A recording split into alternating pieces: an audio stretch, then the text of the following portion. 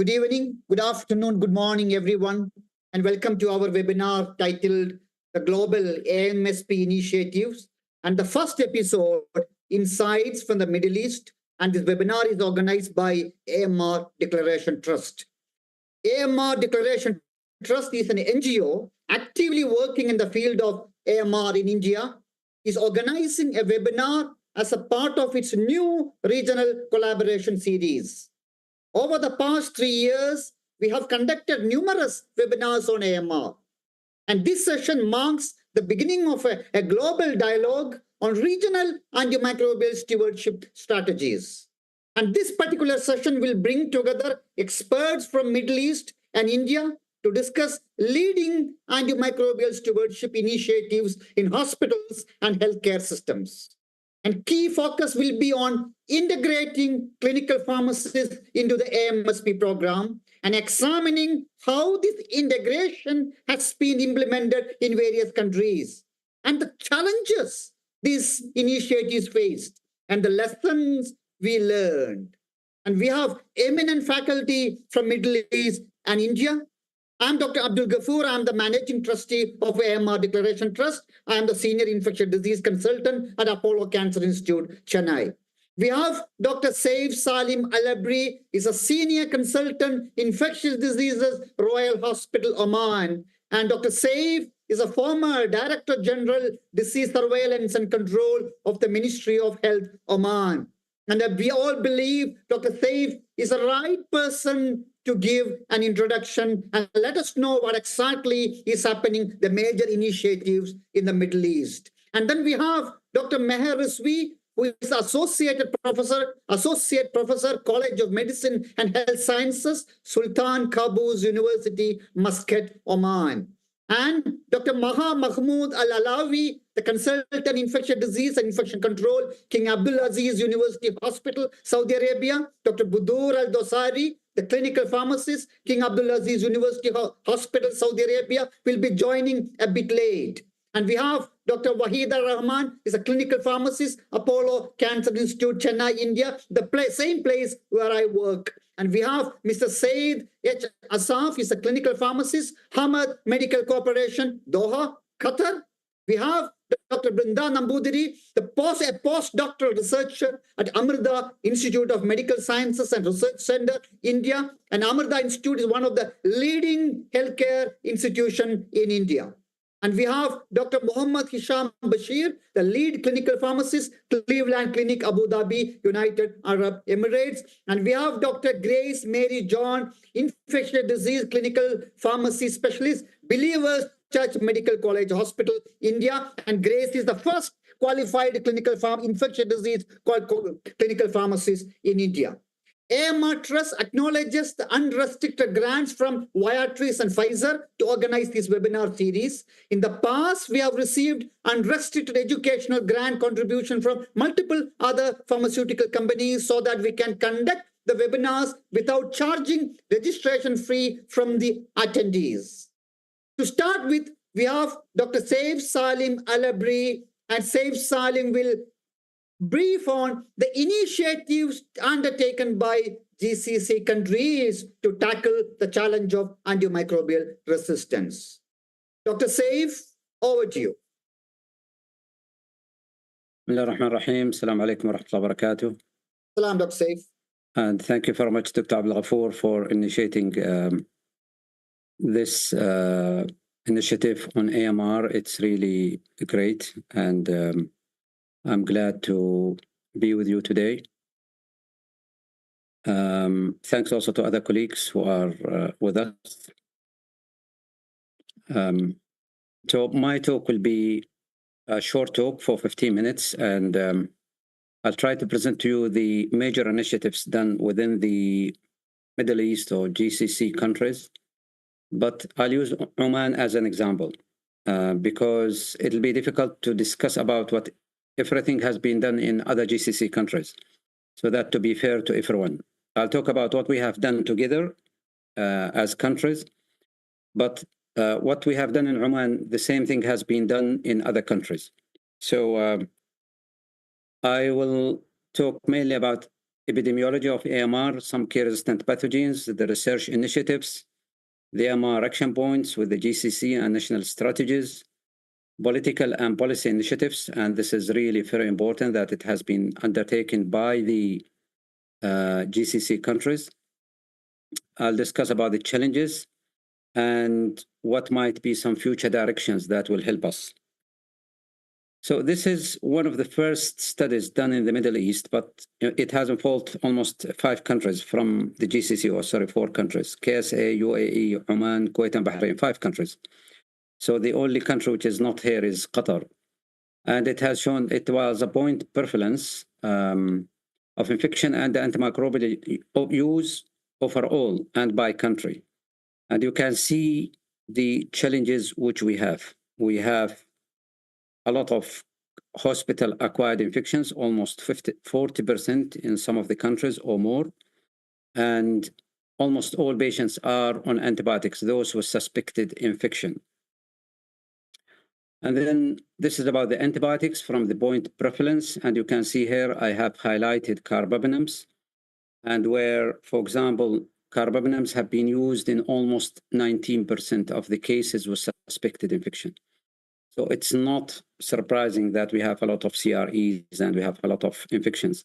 And you can notice here, for example, there's not much of a difference between the secondary care hospitals and tertiary care hospitals. So it's of worrisome, and it shows the importance of the antimicrobial stewardship and the role of all antimicrobial stewardship team members. This study has been done by the IMRO, Dr. Maha Talat, who is in the IMRO AMR division, which has shown the proportion of patients with bloodstream infections caused by antimicrobial resistance. And it's really worrying, because you will see the Klebsiella-resistant acinetobacters are almost 70%. Klebsiella pneumonia resistant to third-generation cephalosporins, almost the same. Although this was done some years ago, but you can see the carbapenem-resistant Enterobacter E. coli are also in the increase. So this shows you the importance of AMR within the GCC and the Middle East. When I look at this slide, I get worried, because you can see across countries the antimicrobials that has been used, the indications of antimicrobials. And you can see some countries, for example, most of the antibiotics are used for medical prophylaxis, this yellow bars. This is not surgical antimicrobial prophylaxis. The surgical antimicrobial prophylaxis is the green, but this is just in case there is infection. And we do struggle with it. Today, I had my antimicrobial stewardship within the Royal Hospital, and many patients are not in need for antibiotics, except what's called just in case there's an element of infection. This is a study done by our colleague, Dr. Zawawi, and this was published in the Clinical Microbiology Reviews in 2013. And since then, you can see the abundance of resistance. For example, in 2006, the percentage of ESPLs were 12.7%. This was in Saudi Arabia, in Al-Khabar. If you look in Kuwait, the E. coli resistance, the ESPL E. coli in around 2001 was 0%, but in 2006 was 62%. And for Klebsiella, it went from 44% to 82%. And in Bahrain, it's the same thing, like from 1988 to 1992. It went up from 5% to 22%. So it's really of worrisome for all of us. This is the same study, but for the carbapenem resistance over the last decade. And you can see how bad it was. For example, in Oman, in the blood in the hospital which has been participating, resistance of Pseudomonas aeruginosa was 63%. This is another study which has been published in the last 4 years, in 2021, by our colleagues from Saudi Arabia, but also through the GCC. Oman was there, and all the GCC countries. And this is just to show the the molecular detection of the CREs, the genes. And you can notice that, for example, the OXA48 is almost 15.5%. So this is the global action plan for AMR, which has the 5 pillars: the awareness, the surveillance, the rational use, the infection prevention and control, and research.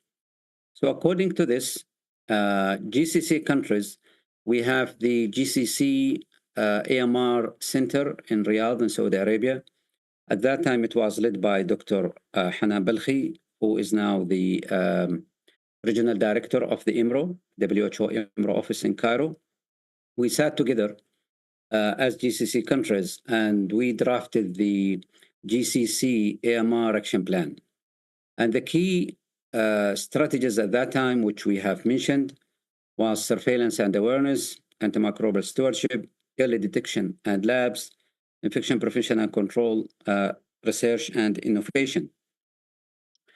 And in order to implement it, we wrote some implementation strategies.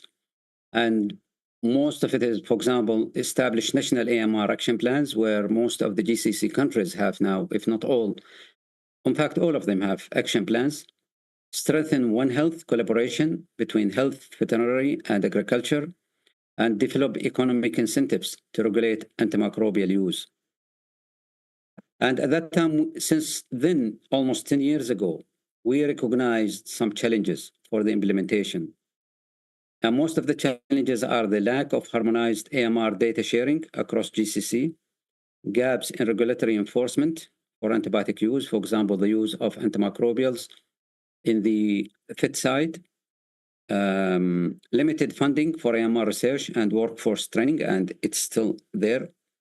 So at that time, we mentioned that we need to strengthen regional collaboration, policy enforcement, and research funding for sustainable AMR response. So from there, all the GCC countries started to work on their national action plans. And in 2016, Oman has launched the National Action Plan for AMR, which has been, like, our hashtag was Oman Fights AMR. And all of these are the ministers and academics from different places showing commitment, and the parliamentarians showing commitments to fight AMR. And this was done really between Minister of Health and Minister of Agriculture and the Environment.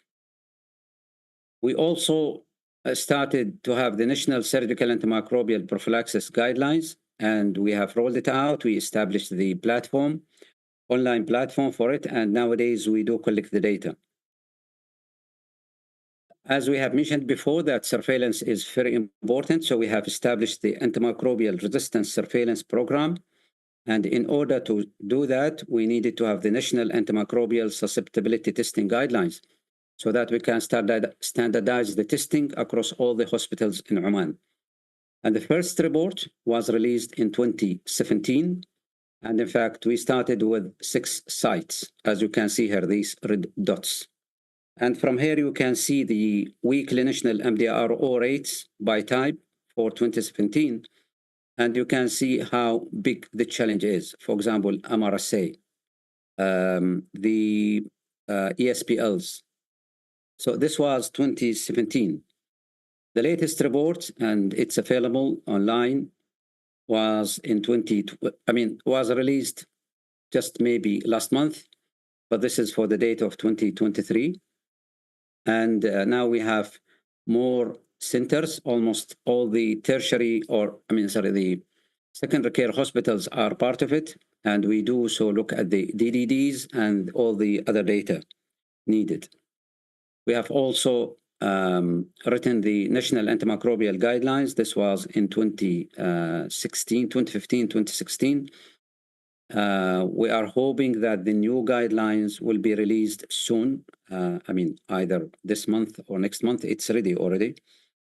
And workshops have been conducted for all healthcare workers on how to use the National Antimicrobial Guidelines. 2 weeks ago, Oman has launched the Oman National Antimicrobial Stewardship Policy with the aim to preserve effectiveness and improve patient outcomes. We have now Oman Vision 2040, and part of it is the Health Vision 2040 for sustainable healthcare. And the main core components of the policy are national leadership and governance, which I believe on that they should be national leadership and governance, national antimicrobial guidelines based on WHO aware classification, surveillance and monitoring. And so the key strategies for antimicrobial stewardship implementation is mainly facility level antimicrobial stewardship committees, regular audits and policy updates, education and training, infection prevention and control, and the One Health approach. Part of research is that many of the GCC countries nowadays are doing the wastewater AMR surveillance, and this is a study from Saudi Arabia, from our colleagues. In Oman, we started doing wastewater surveillance for AMR. This is a study which we have conducted in 2022. In fact, we have industrial areas. We have the biggest industrial area in Muscat called Rusail Industrial Area. We collected samples from 3 hospitals, the major tertiary hospitals in Muscat, and also we collected it from 3 residential areas from the wastewater. And you can see here the bacterial relative abundance from the different sites, from the hospitals, from the residential areas, and and you can see the difference between the sites, and we have collected it now in 3 times. 3 months gap. And the plan is to continue the process. And also part of it is to look at the different types of bacteria. We look at the antimicrobial resistance, and at the same time, we do the metagenomics. This was a collaboration between Ministry of Health and University of Nizwa, which shows the importance of collaboration between academia and the clinical sites. Oman has, with regard to the political commitment, in fact, Oman and the Health Council within the GCC have held the 3rd Global High-Level Ministerial Conference on Antimicrobial Resistance. This was held on November 2022 with the aim, the AMR pandemic from policy to One Health action. This has been attended by 43 countries with almost 34 ministers of health, agriculture, and environment. And the outcome was the Muscat Ministerial Manifesto on AMR, paving the way for bold and specific political commitments at the 2024 United Nations General Assembly high-level meeting on AMR. So last September, the UN AMR high-level meeting was held, and the Muscat Manifesto was presented there. So the main recommendations was to revise the AMR action plans with clear targets and financial backing, strengthen global AMR surveillance and data reporting, cut antimicrobial use in agriculture by 30 to 50% by 2030, end non-medical use of critical antimicrobials in animals and crops, and ensure 60% of antibiotic use in humans is from the access group by WHO. I'm sure most of you are aware of the access group. And then last October, Saudi Arabia has organized the 4th high-level meeting on antimicrobials, and they came up with the Jeddah commitments. And so the key commitments from the Jeddah AMR committee commitments are global governance, surveillance and data sharing, regulation and stewardship, research and innovation, access and stewardship, education and awareness, and sustainable financing. So what do we need as GCC countries? I think we need to strengthen One Health AMR strategies across human, animal, and environmental health. Yes, there is collaboration right now, but we need to make it better. We need to make it systematized. We need to expand AMR research and innovation funding. We need to enhance public awareness campaigns, and we need to improve regional collaboration and data sharing mechanisms. So to conclude, GCC has strong policies and research, but implementation and funding gaps exist. Regional collaboration is key. AMR doesn't stop at borders. Everyone has a role: clinicians, policymakers, researchers, and the public. And to conclude, I would like to say that the fight against AMR requires collective action, and the time to act is now. Thank you. Thank you, Dr. Saif, for the excellent briefing on the various initiatives by GCC countries. GCC and India have got historic, we are friends for centuries, and especially Oman, we are very close friends. And I can see that similarity even in our AMR initiatives. It's wonderful to see that picture of all the ministers in your picture 2016, all the ministers coming together to discuss AMR. And we all work in the socio-political sides of the AMR. And we know how difficult it is to bring all the ministers together in any country, in Oman, other countries, in India, all the countries. And that's wonderful. What we witnessed that 2016, that picture is a wonderful commitment. And what we saw, that picture of 2012 for the Muscat Ministerial Manifesto, that's wonderful commitment. And it's very good to see that's an inspiration for all the neighboring countries and other countries in the world. And we are happy to say that similarly, we had a national action plan in 2017, and then we took it forward in several states in India. But Middle East is really doing a wonderful job, and it's great to know that countries like Oman and Saudi Arabia are leading that initiatives. Dr. Saif, what are the challenges you face? Because Dr. Saif will be leaving in 10 minutes because Dr. Saif's brother's sister, his wedding is happening now. So it's a real commitment by Dr. Saif to the AMR course that is attending today's webinar, despite a very important event is happening in his family. Dr. Saif, what are the challenges you're facing in Oman and Middle East implementing AMR action plans? Thank you, Dr. Abdul Ghafoor, and thank you for the nice words. Let me tell you the first challenge. When we launched the National AMR campaign, I was accompanying the Minister of Agriculture to go up the stage to sign with the Minister of Health for that National Action Plan. And he whispered to me one thing. He said, "It's the first time I hear about AMR." So just to tell you the challenges. And the major challenge as well, we think about disease. Other colleagues think about wealth. So we don't have like animal health as such. We call it animal wealth. So they don't bother much about the animal health.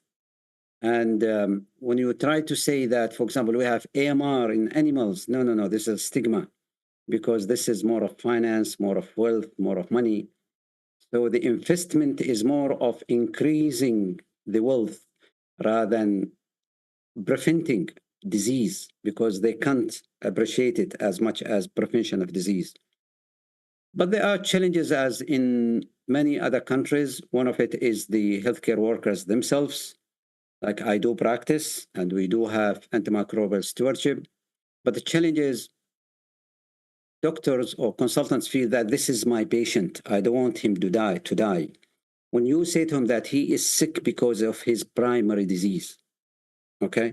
Like you mentioned about cancer centers, we will have a patient who is having metastasis all over the place, and he's febrile, but he has high CRP or ESR. And I'm sorry to say that most of the time you will find that tazocine or meropenem has been written just because of high CRP. And imagine this is for someone who's dying, and we know he's dying. So what about if someone who is critically sick in the ICU because of acute surgery, and the surgeon doesn't believe that, he thinks that antibiotics has to be given when you feel there's no indication for antibiotics. So awareness, but I have to say that we need to have that monitoring and governance. And unfortunately, in this part of the world, we don't have that yet. I say to my colleagues, I take legal and moral responsibility, mainly when I say stop antibiotics rather than when I add antibiotics. When we add antibiotics, it's easy because it's more of defensive medicine. I added this antibiotic. But the challenge is when you say stop antibiotics or de-escalate antibiotics, and they say, oh, our patients are special. So yes, every patient is a special. And nowadays we see all patients with comorbidities. We have, as medicine advances, we have patients who are, for example, transplant patients. We see more and more of transplant patients, more and more of new advances in hematology and cancer treatment. Patients live further, longer, but also it comes with its own challenges. But I think the major challenge is lack of monitoring and governance there, so that healthcare workers don't feel, they are not worried, they are not afraid. It's my patient, so I'll do whatever it takes. I don't want him to die. It's true. The real truth, the challenges that we face. We have more than 300 attendees watching this program live from US, from Europe, Middle East, Asian countries. And Dr. Saif, what have been your success in educating the public, increasing the awareness among public on AMR? So we do conduct nowadays education campaigns for AMR. For example, during the last AMR awareness, the World Awareness AMR Awareness Week, we have marathons all over the country. We conduct education sessions in the malls, in the media. We try to educate the public. We educate the healthcare workers, policymakers. But we need to do more. But we are really now making a lot of progress with regard to the health promotion. And maybe at times the public is more aware about AMR than the healthcare workers. And how do you involve the doctors from the private hospitals in Oman? We have a national committee for AMR, and the private sector is involved. And also we have in each governorate, there are subcommittees and also there are activities. And in all activities, in fact, what we do, we treat the private sector as part of the government. We don't look at them as a separate entity.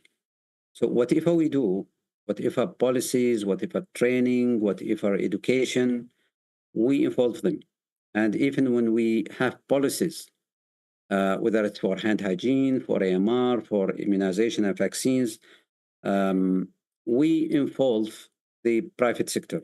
They are part of it. We don't look at them as a separate entity. We look at them as part of the national system. Because we have other parts, for example, we have medical cities, we have the University Medical City, we have the Army Medical City, but we work with them together and they are part of the process. So I think part of the success is engagement of these people from the beginning. It's not that we are giving orders that you have to follow. It's more of engaging people, listening to them. I mean, a lot of things are more of technical. It's not that you need consultation, but it's more of, if we are going to implement this important thing, how can we do it together? And how can we work? Yes, at times there are global recommendations, but we need local adaptation of those recommendations. What is your successes in regulating over-the-counter sale of antibiotic without prescription? How do you implement it? First of all, there's a rule in Oman, it's a law, that over-the-counter prescriptions are not allowed. And it's monitored. So even people go to the different pharmacies pretending that they are part of public. And if they catch any pharmacy selling antibiotics, it's a violation, and then they will be punished a lot. Right. And we do conduct training for pharmacists. And nowadays we have clinical pharmacists all over the place, including even nowadays in some private hospitals. But the pharmacies, they are not allowed, like antimicrobial selling without a prescription in pharmacies are not allowed. And it's a law. Integrate clinical pharmacists into your antimicrobial stewardship hospitals as a part of the national program. Sure. So they are part of the national committee. They are part of even in writing the antimicrobial stewardship policy. They are part of in the hospitals. For example, today I was doing the stewardship. And I was having a clinical pharmacist. She has a say. Even before we go, she would have gone through all the patients herself. And she picked up many cases where there was underdosing, overdosing, frequencies. We discussed, she goes back at times, once we have the sensitivities, because many times we give advice, consultations, and then, for example, some of the teams, they don't de-escalate or don't switch back from IV to oral, or they just keep continuing giving antibiotics as far as the patient is in hospital. So we have two different types of pharmacists. We have a pharmacist who is with us as for antimicrobial stewardship. We have pharmacists also who are part of departments. For example, we have clinical pharmacist who supervises the ICU. So they have a role where they go to the ICU as well. They look at, for example, the cultures, the sensitivities, and also whether we can step down from IV to oral or to narrow spectrum antibiotics. Right. And GCC has succeeded in bringing multiple countries together. And what's the secret behind that success? Because that's part of the political commitment from the leaders. So we have the Health Council within the GCC, and this Health Council is for the ministers of health. They meet regularly, and there is really a follow-up from the ministers themselves. So they meet once a year, and there's a follow-up of the strategies. For example, we worked on the strategy in 2015, 2016 for the AMR. And we have also the GCC AMR Center.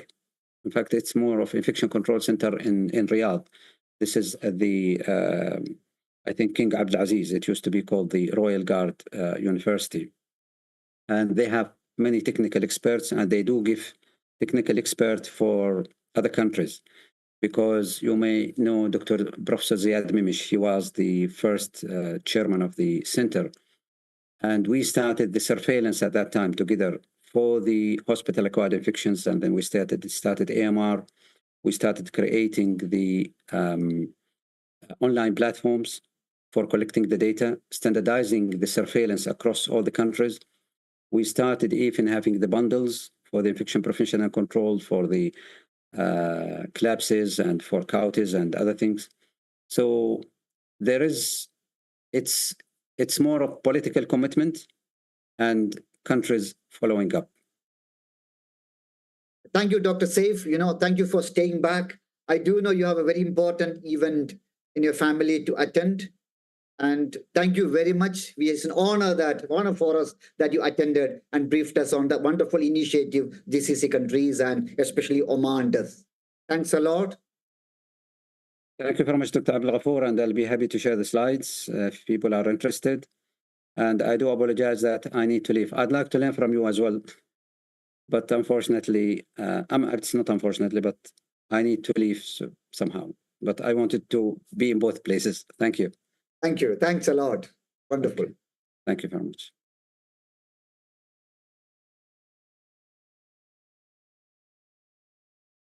Now we have Dr. Meher Razvi. Meher is an associate professor, College of Medicine and Health Sciences, Sultan Qaboos University in Muscat. And Meher will brief us on mapping the antimicrobial stewardship efforts at Sultan Qaboos University Hospital, integration of academic and clinical services. Over to you, Meher. Hi, good evening, and it's lovely being here. And I think we had an excellent discussion between you and Dr. Saif. It was very illuminating, and I thoroughly enjoyed it, and I'm sure others did too. So quickly, just launching into the discussion, I'd like to just bring in the situation in Oman in tackling the tsunami of antimicrobial resistance. And it comes in from a perspective of me being an Indian and knowing the issues which many LMICs face. And some of the questions I think have already been asked of Dr. Saif. So there is no over-the-counter sale of antimicrobials. This is such a big blessing. There are no spurious or counterfeit or substandard drugs over here. There is a restricted formulary which works both in the public and the private sector, so that there's an eye which is monitoring even tazocin that is piperacillin tazobactam, how much of it is being used, although we do know that it is being used in an enormous, in enormous numbers.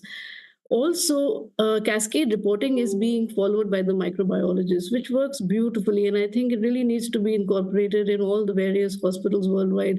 Because if we don't release the drugs which don't need to be released, then naturally, willy-nilly, only the narrow spectrum antimicrobials will be utilized. And by far, what I feel is really remarkable, at least in Oman, is the flat hierarchy. And I'm sure you've understood that from Dr. Saif's discussion as well, that there is space for every discipline, there's respect for every discipline, and everyone is heard. And everyone's voice has, everyone's opinion and everybody's expertise is valued. And that's where, the best practices really come in. Because very often it's a young colleague who's come in with the newest of best practices, but then there's this experienced clinical colleague who's seen life, who's been prescribing and has been handling patients, and then who has the patience to listen to this young person. And there is a room in Oman for hearing that young voice as well. And I think I really appreciate that. There is, of course, excellent integration between the stakeholders, microbiologists, ID physicians, clinical pharmacists, IPC teams, as well as the clinical teams. And the pharmacists are very devoted. They're a young team. The whole thing with pharmacists is that they usually, it's a young discipline, they're young teams. And of course, we would want to bring in competency-based education, which is undoubtedly important for all across the health sector. And since they're young and they are so devoted and so enthusiastic, they're doing a lot of work. But I think we need to, just like for not just the clinical pharmacists, for everybody else, that we need to expand our horizons so that we can bring in the best practices in the best way possible. But at this point, we feel there's a hand-holding which is needed by the ID physicians, which is being done in a very good way. IPC teams have been in place for many, many years, and they're doing a fantastic job. Again, under the supervision of the microbiologists and the ID physicians. In fact, I just met a student recently. So in Oman, in Muscat, the undergrads rotate amongst the various hospitals, including the Royal Hospital, which Dr. Saif belongs to, and the Army Hospital, and the various tertiary care. So one of the students came up and said, the IPC in Sultan Qaboos University is far better than the others, and that was, of course, music to our ears. Not that it should not be good everywhere else. Now, automation, again, is something which is available in most tertiary care hospitals, and we all do understand that rapid diagnostics are the order of the day. However, these are double-edged swords. If my pre-test probability is not high, then I may just be landed in with an avalanche of information and not really knowing what I need to address. How do I use all this great information? So at the end of the day, the clinical acumen has to really come in. We cannot depend on reports and on CRPs and on ESRs. I need to know my patient. I need to know what exactly is happening over here. And with automation, if I'm not willing to de-escalate, if I'm not willing to stop the antibiotic, and most importantly, if I'm not willing to send the right specimen, then the advantages which an automation can give is, I would say, minimal, and we need to be very clear about that. And of course, time to treat, the report is over there, but have we really quickly tapered the antimicrobial, either de-escalated or increased it or whatever? We do have HIS, we do have CDSS. There are many guidelines on the website, but then having lots of guidelines is good. But then how do we bring it into the mindscape of the clinical colleagues is a challenge, and that's where I think education is so important.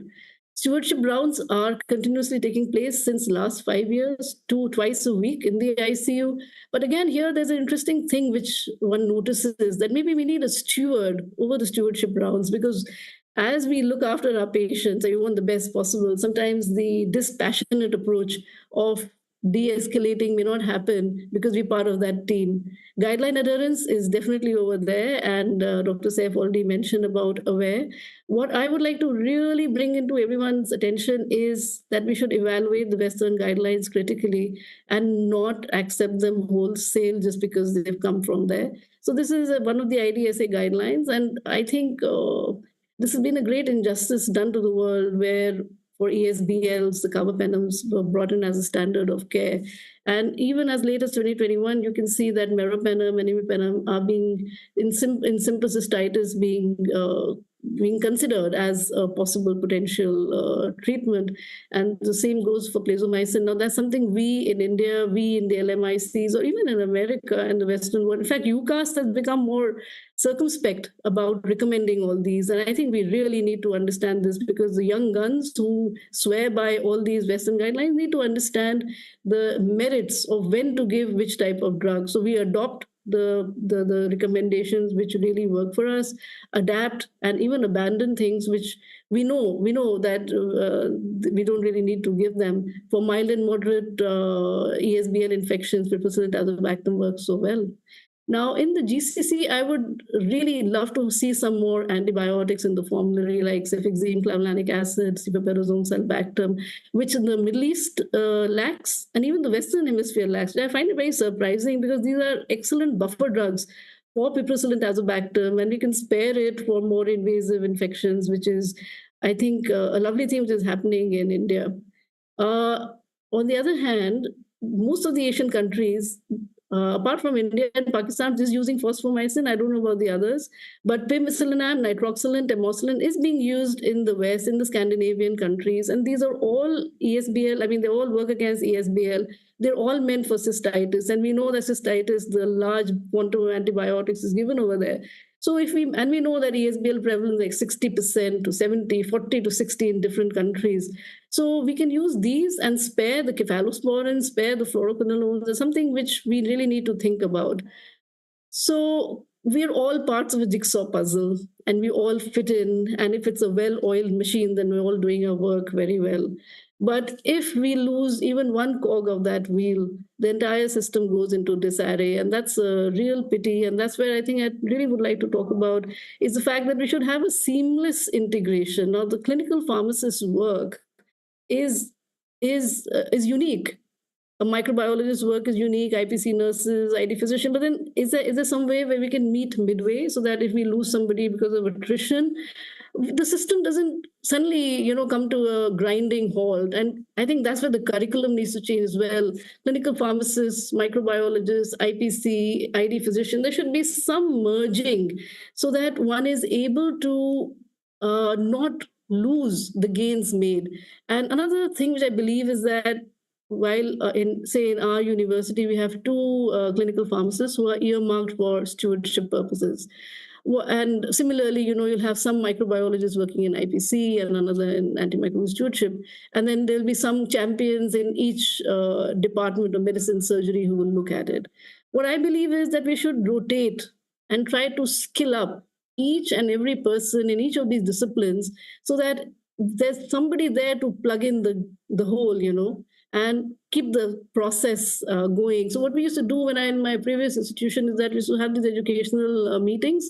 We would have these ready-made modules, and we'd give it to the champion of that month in whichever department or whichever discipline, and you would tell that person to deliver the talk. And now when you deliver the talk and you're not being talked at, suddenly you become a messiah. You start walking the talk. And I think that's something we really need to implement in as many places as possible. Now, empowering is a situation that we have everybody in place, everybody is really skilled and doing their job very well. But if we're not empowering them correctly, then there is a problem. The problem is in the time to treat. Now, here's a pharmacist who's texting the doctor, the results are back, and we need to change the antibiotics. Can we have an algorithm in place for standard treatment, so that there is no need for bringing in the doctor and for implementing? Humility and ego. I mean, we need to give away our ego. One should bring in humility and patience, compassion, empathy for all our team members, and of course, develop a skill in not finger pointing. I would just like to bring in one important component of combination treatment, explore combination treatment, and again, more, I mean, it's not really just an LMIC, but my heart does beat for LMIC more, but it's really an issue worldwide. You can look at the new drugs which have been released and look at the cost per course and the standard drugs, and the difference is sevenfold. There are also issues with cost, access, and equity, and there's, of course, a big issue of availability. So willy-nilly, large swathes of our population will be treated with these antimicrobials and combinations of these antimicrobials. And that's where I believe microbiology can come in and look for synergy by these cross method of e-strips and see real time. So you know that e-strips work very fast. In 24 hours, one has the result. We can test different combinations. Of course, empiric treatment will have already started, but we can see, and then this is something which we're really very keen on working on, is to see if we can tailor the treatment and how well does the in vitro result match with the in vivo. We tested all these newer drugs as well, and against XDR and PDR gram-negative bacilli. And to our shock, we found that majority of them, and they're not being, we don't have them. You know, the funny part is that we have ceftazidime, avibactam, and fosfomycin, and at times minocycline. Astronam, of course, is available, but all the others are not. And you can see how poorly they are behaving. Which again brings to my mind that should we start thinking, first of all, what one needs to understand is that one needs to be very sparing and use them very, very cautiously, and not be trigger happy with using them just because one has the availability.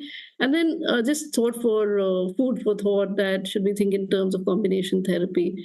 Now, coming to the project which Dr. Saif and I are working together with Ministry of Health is Dash to Protect, where we were focusing on the ambulatory patients in the OPD, because most of the stewardship efforts are going on primarily in the hospital, in the IPDs, and we believe we need to target the OPDs as well.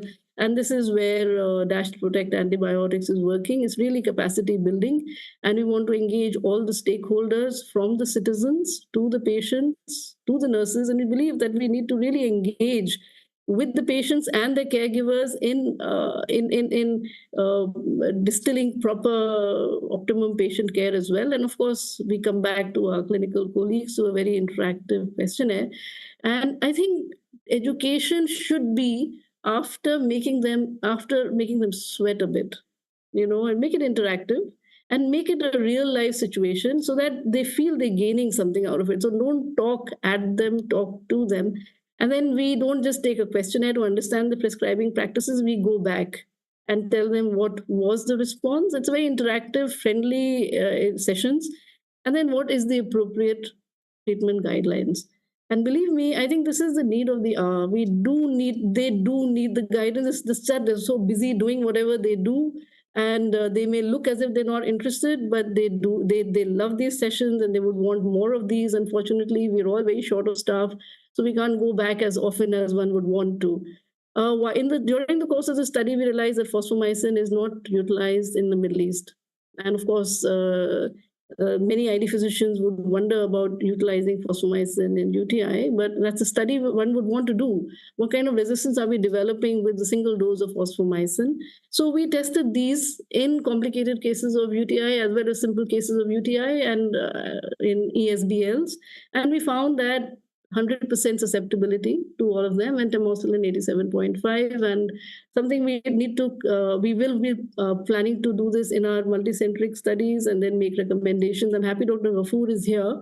And I know there are issues with fosfomycin. It's a salvage drug, but we need to understand if we can spare cephalosporins and spare fluoroquinolones and BLBLIs and so on. And if we can do that, then I think our purpose is served. One Health approach is undoubtedly the way forward. So we recently concluded a study with animal health. And I believe what we understood from that is that animal health, environment health needs hand-holding. And our systems are far better in place. We have more rigor in the way we conduct studies and the way we implement the recommendations. So it's really, really needed that clinical microbiologists, pharmacists, we need to go out and we need to connect and we need to bring in the best practices. And just to give you an idea, CPAL, the Central Public Animal Health Laboratory in Oman, and there's so many other animal health people I reached out to across the world, and they do not have the CLSI VET 01, which tells you the state of affairs in this particular segment of One Health. So we did this, one part of the component of the study was this, and you can see that the largest amount of resistance still is amongst humans, and a fourth of that is in the animals. The sewage had a third of what is seen in the clinical samples, and drinking water, we did not identify any SPLs or CRE. So together, everyone achieves more, and that's something we really need to work together for. And I'm happy that Dr. Abdul Ghafoor is trying to connect and build bridges. Thank you so much. You mute, Dr. Abdul. Thank you, Meher, for the wonderful talk. You're from India. You did all your training in India, and you're working in Oman. You've got best of both worlds. We have a lot to discuss with you, and during the discussion time, after other speakers, we'll have a prolonged discussion, until we drop dead.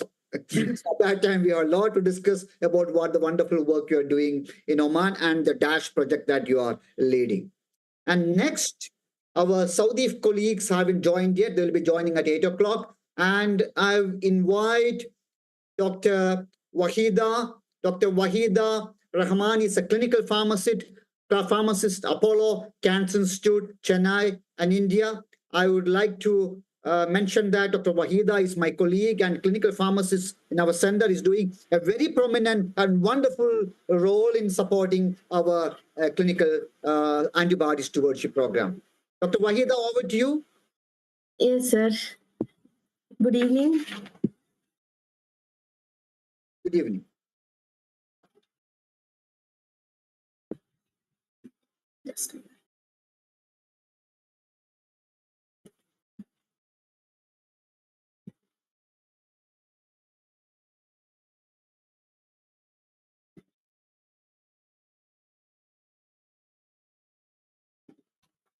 So, good evening, esteemed colleagues and experts. It is an honor to speak with you today on behalf of our dedicated AMSP team at Apollo Cancer Center, Chennai. Together, we work relentlessly to ensure the safety and well-being of our patients by innovating and improving the management of antimicrobial use in oncocare. So, our collective mission is to address one of the most urgent challenges in healthcare today, that is combating AMR. Dr. Wahida, will you please use the slide share? Yes. Yeah. So, AMS at Apollo Cancer Institute, Chennai. Myself, Dr. Wahida Rahman, clinical pharmacist. So this is a hospital, Apollo Cancer Institute, 300-bed tertiary care oncology center. So this institute is probably the only hospital in the country with strict documented control over higher-end antibiotics over the last 30 years, and second opinion by infectious disease consultants made mandatory for every patient started on restricted antibiotics. So this will be before the country had national antibiotic policy in 2011 and Chennai Declaration in 2012. So we have restricted antibiotic list even at that time, that is before national policy. So at that time itself, we made compulsory ID opinion within 48 hours for restricted antibiotics as well as other antibiotics more than 5 days. So these are the some checklists. We track each and every patient started on higher end antibiotics and document the reason behind the higher end antibiotic usage. We published the paper in 2010 itself on the success of antibiotic stewardship. Over the time, we are modifying our high-end antibiotic list, and this is our AMS team. It includes ID consultant, residents, infection control nurse, clinical pharmacist, medical administration ward nurse, and IT department. So this is our team, and we work as a team. We take our rounds together. We see the patients. We take decision on infectious disease management. We choose and decide on anti-infectives. We do dose adjustments. We look for interactions, and we document what we do. We have got detailed digital entry. We document dose adjustments and interactions. So these are documentations. Next. Complaints to the policy over the last 30 years. More than 85% of the patient on high-end antibiotics within 48 hours itself and other antibiotics are seen by ID consultants. Even if it is not seen by ID consultant, the AMS team will discuss the case unofficially with the primary team and ensure the rational use. We believe that we are good in antibiotic stewardship in our hospital, but it's also true that patients bring resistant bacteria from other hospital and community. For example, the antibiotic usage in poultry is significantly contributed to the drug-resistant bacteria. This is especially true for colistin, the antibiotic that is the last reserved antibiotic in any hospital, especially in oncology center. So we did a study of presence of colistin drug-resistant bacteria in poultry and vegetable samples. We found extensive contamination of specimens by colistin-resistant bacteria. So this is because of the growth promotional use of antibiotics in poultry. So we collected data, and based on this data, we provided to the Indian government. So Indian government banned the usage of colistin in 2019. So that made a significant impact in colistin-resistant bacteria. So we can see the trend of colistin-resistant bacteria, gram-negatives. Until 2018, we can see drastic increase in colistin-resistant bacteria. And after the ban, we significantly see the trend in a decreasing way. And now the colistin-resistant bacteria is rare in Indian hospitals. And this is the data we published on presence of fungal infection in our BMT. This is the largest BMT fungal infection series in country.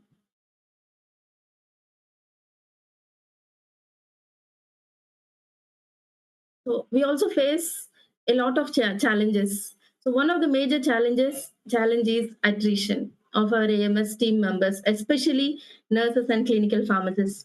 We train them at least a year or two. They go to other countries such as Middle East, Europe, and America. But there is a silver line, even though it's a loss for us, but we are contributing to the globe. Thank you. Thank you, Wahida. I'm sure the panelists will have a lot of questions to you, and we'll discuss in detail. And Yes. next we will have Dr. Said Asaf Said is a clinical pharmacist, Hamad Medical Corporation, Doha, Qatar. Asaf, over to you.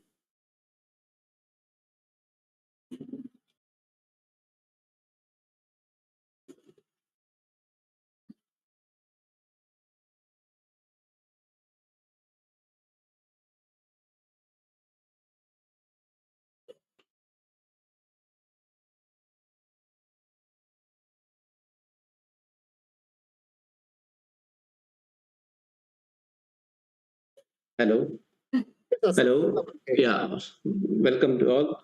And thanks for the opportunity, even to share some insights on antimicrobial stewardship program, combating resistance.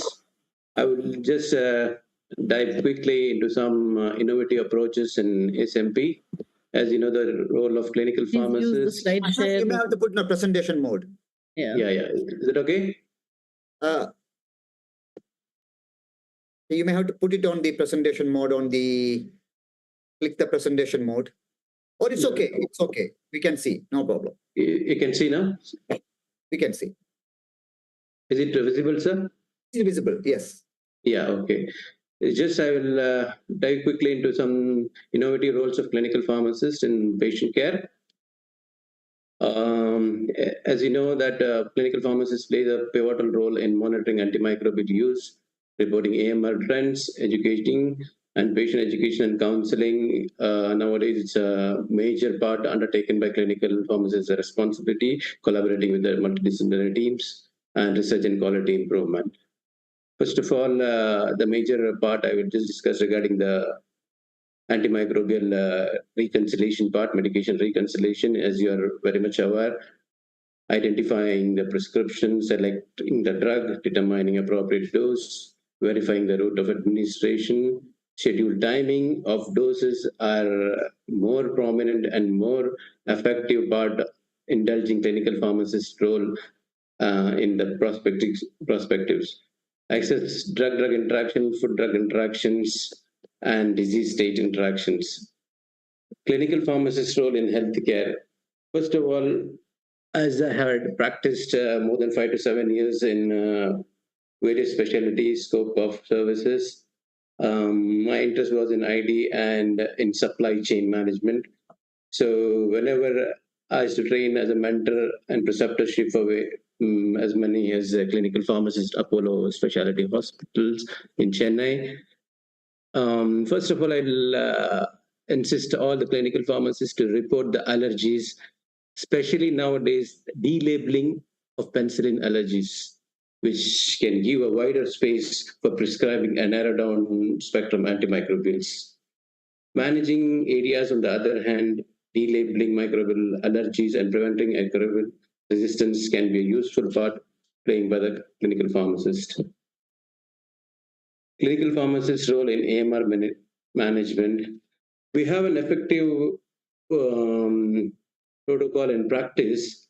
We have a dedicated software cerner, which is inbuilt with all healthcare network. The effective antimicrobial therapy starts with the pre-authorization. That is like a medical reconciliation done by the clinical pharmacist. Pre-authorization states that we have a restricted list categorized 1, 2, and 3. In this, the specialized person who is authorized to prescribe the antimicrobials rather than IDs, then other scope of services, and including all fellows, specialists, and senior consultants. Pre-authorization states like for the empiric and what you can say is like provisional diagnosis. We authorize them to prescribe only for 48 to 72 hours, and we have the authority to change the timings and the duration of the antimicrobial prescription, even though it is prescribed by a fellow or a resident. And as it continues during the culture sensitivity report comes with the diagnostic tools, the post-authorization falls on to the effect that without the sensitivity and the culture report, they are not authorized to continue, escalate, or de-escalate the therapy.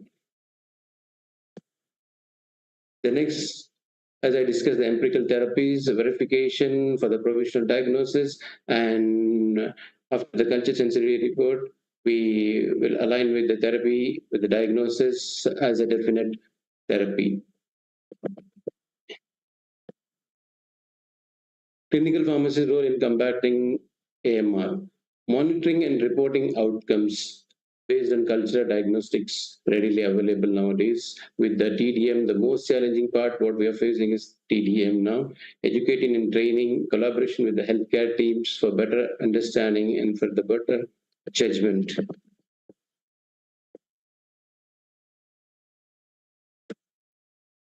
Controlling antimicrobial resistance. We need to have an ensuring compliance, guidelines adherence, formulary restrictions. As Dr. Rizvi has mentioned about the formulary restrictions, we have a national formulary, and we have inbuilt for the specific centers, formularies which have been approved only for specific scope of services.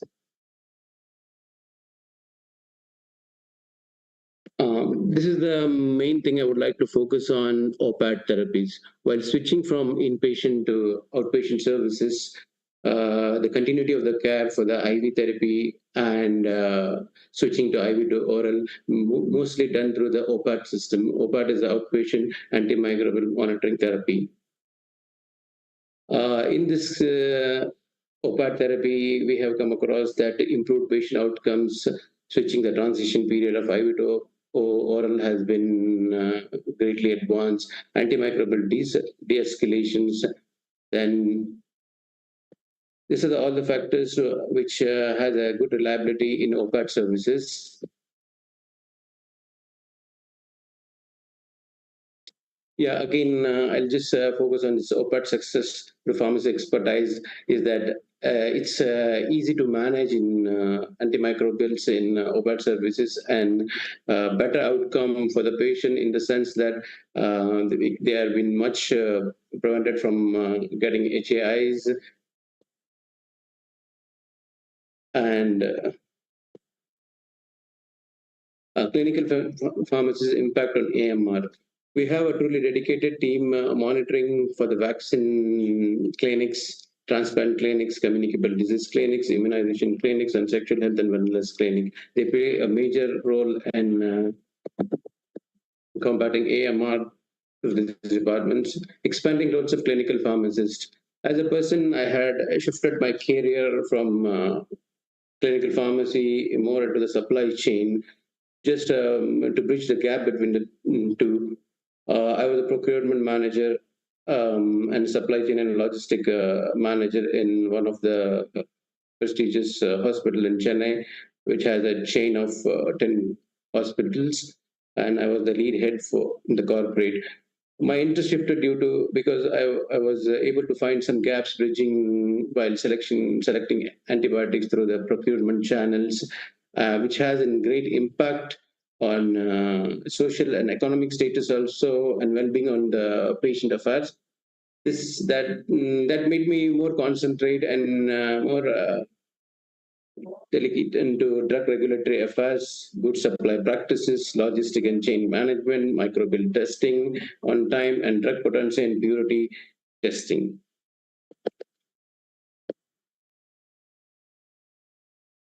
We have a very dedicated system in place for clinical documentation and clinical interventions, and especially we have a area of antimicrobial stewardship documentation for patient counseling.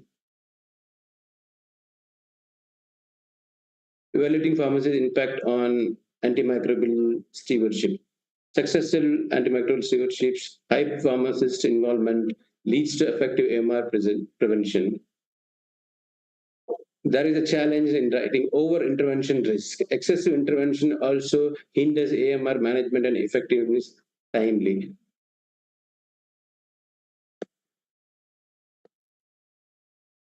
With this, I would like to end my talk, and thanks for the opportunity given. Alone, I like to end with a quote, alone we can do so little, together we can do so much. Thank you for the opportunity given. Look forward to see you all again.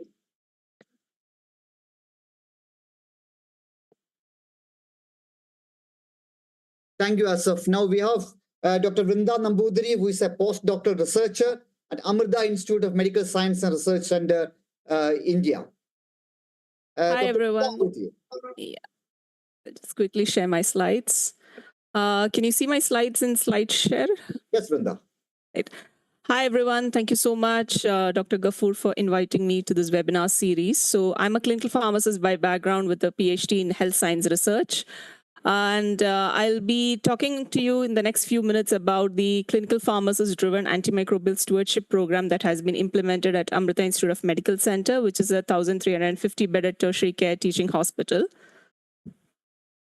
So the process of auditing antimicrobial use began in the hospital way back in 2014 with the introduction of this justification form, wherein the prescribers were mandated to give a justification whenever they prescribe reserve antibiotics in the hospital.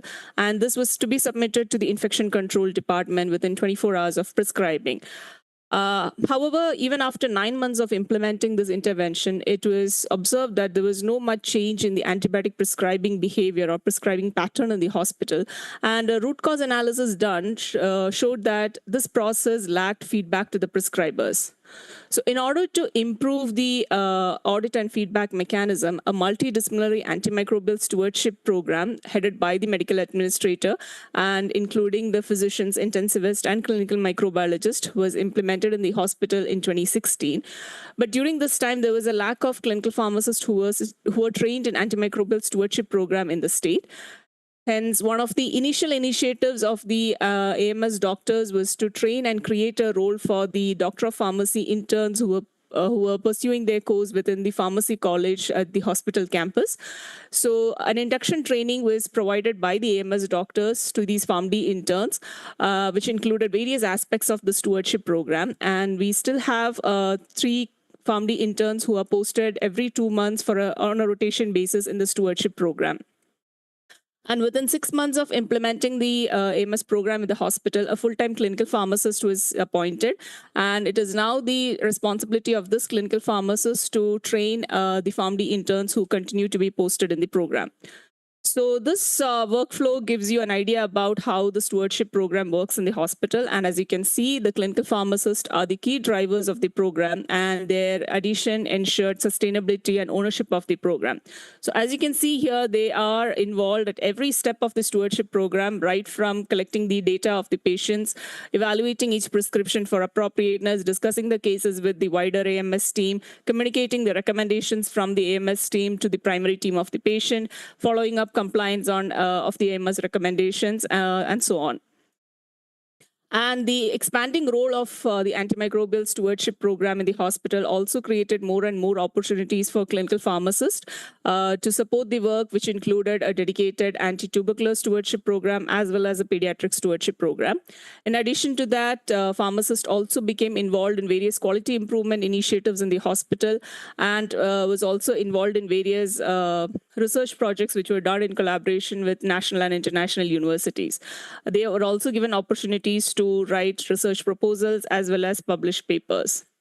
So just quickly talking about the outcomes of this program, within 3 years of AMS implementation, the appropriateness of reserve antimicrobial prescriptions improved from 56 to 80%, and compliance to the recommendations improved from 54 to 70%.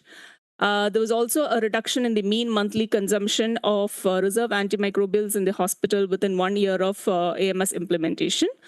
So with that, I would like to conclude my presentation and would like to thank the AMS team at the Amrita Hospital. Thank you so much for your patient listening.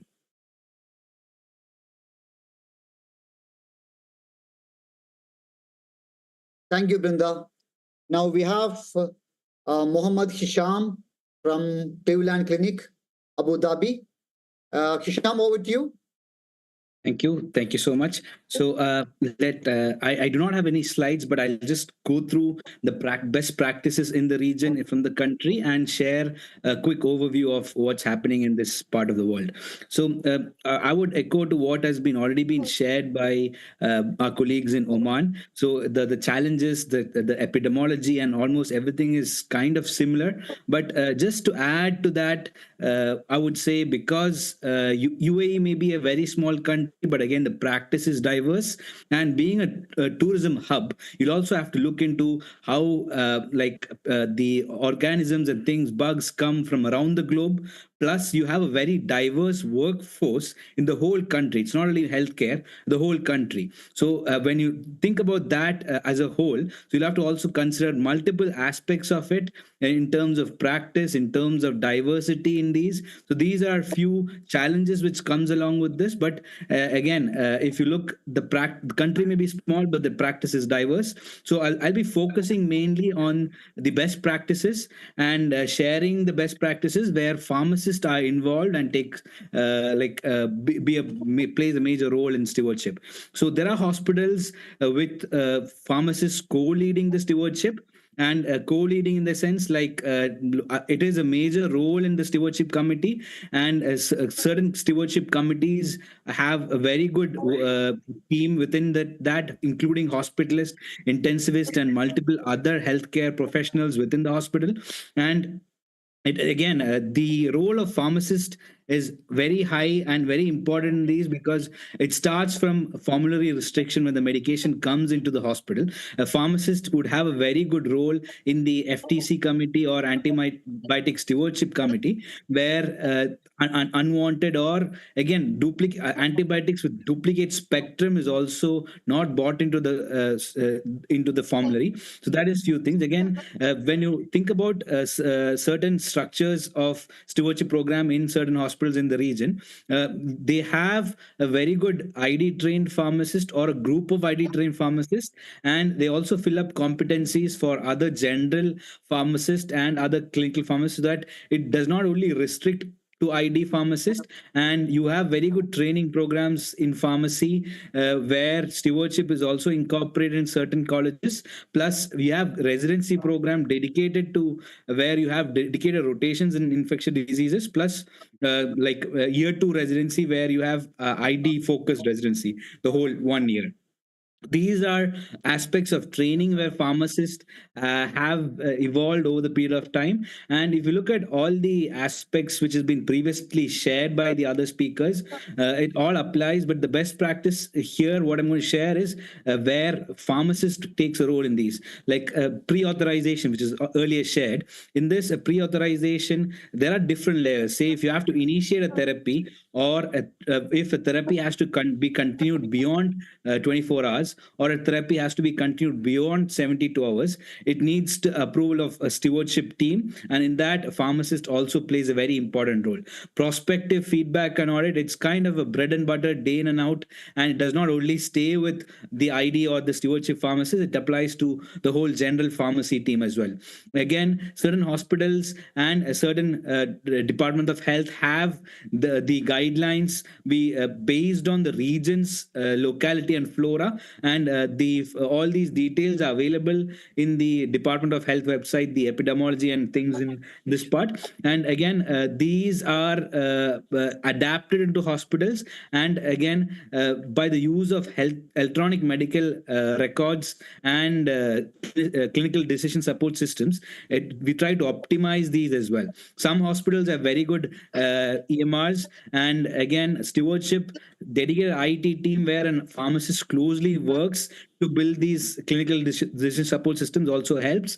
Like, say, for example, building an order set based on the hospital guideline or the local regional guideline. That helps, like giving an example of, say, you're treating pneumonia, you have community acquired or hospital acquired. When you click on community acquired, you'll get options where patients going home or getting admitted to the floor, getting severe but not ICU admission, or like ICU admission kind of thing. When you go and click onto those details, you will have options where you could choose, say, based on the severity of pneumonia, and again based on the patient conditions, like if patient can take orally or IV, and again patients going home, based like that. Again, like if you giving an example, say you are treating community acquired pneumonia, you want to choose amoxiclav plus azithromycin.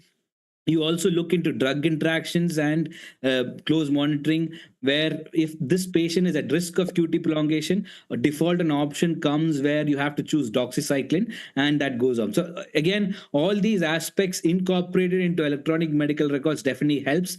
If you also look, these are optimized by order panels where the renal dosing, all the dose adjustments are done. It's already there, just one click away, and makes it a lot easier, and the compliance rate becomes even more higher. You have timeout alerts, and also biofire alerts where pharmacists play important roles. These rapid diagnostics, say blood culture comes positive, it comes to the pharmacist in basket to see if it's appropriate. And we also measure, we have audits to measure the turnaround time in which a pharmacist has taken appropriate action of escalation, and this is like throughout the day.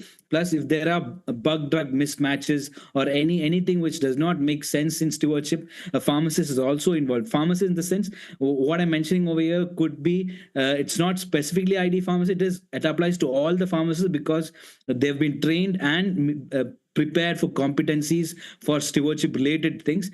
And again, TDM of antimicrobials, most of the hospitals, majority of them with good stewardship practice do vancomycin aminoglycosides, plus some facilities also follow up antifungal TDM as well, and certain other medications also which comes under antimicrobials. So these are the best practices. Again, the penicillin allergy assessment by pharmacists also been done, where pharmacist assesses allergies, and also wherever there is allergy clinician or allergist, they refer to them for the clinic for the follow-up visits for delabeling, or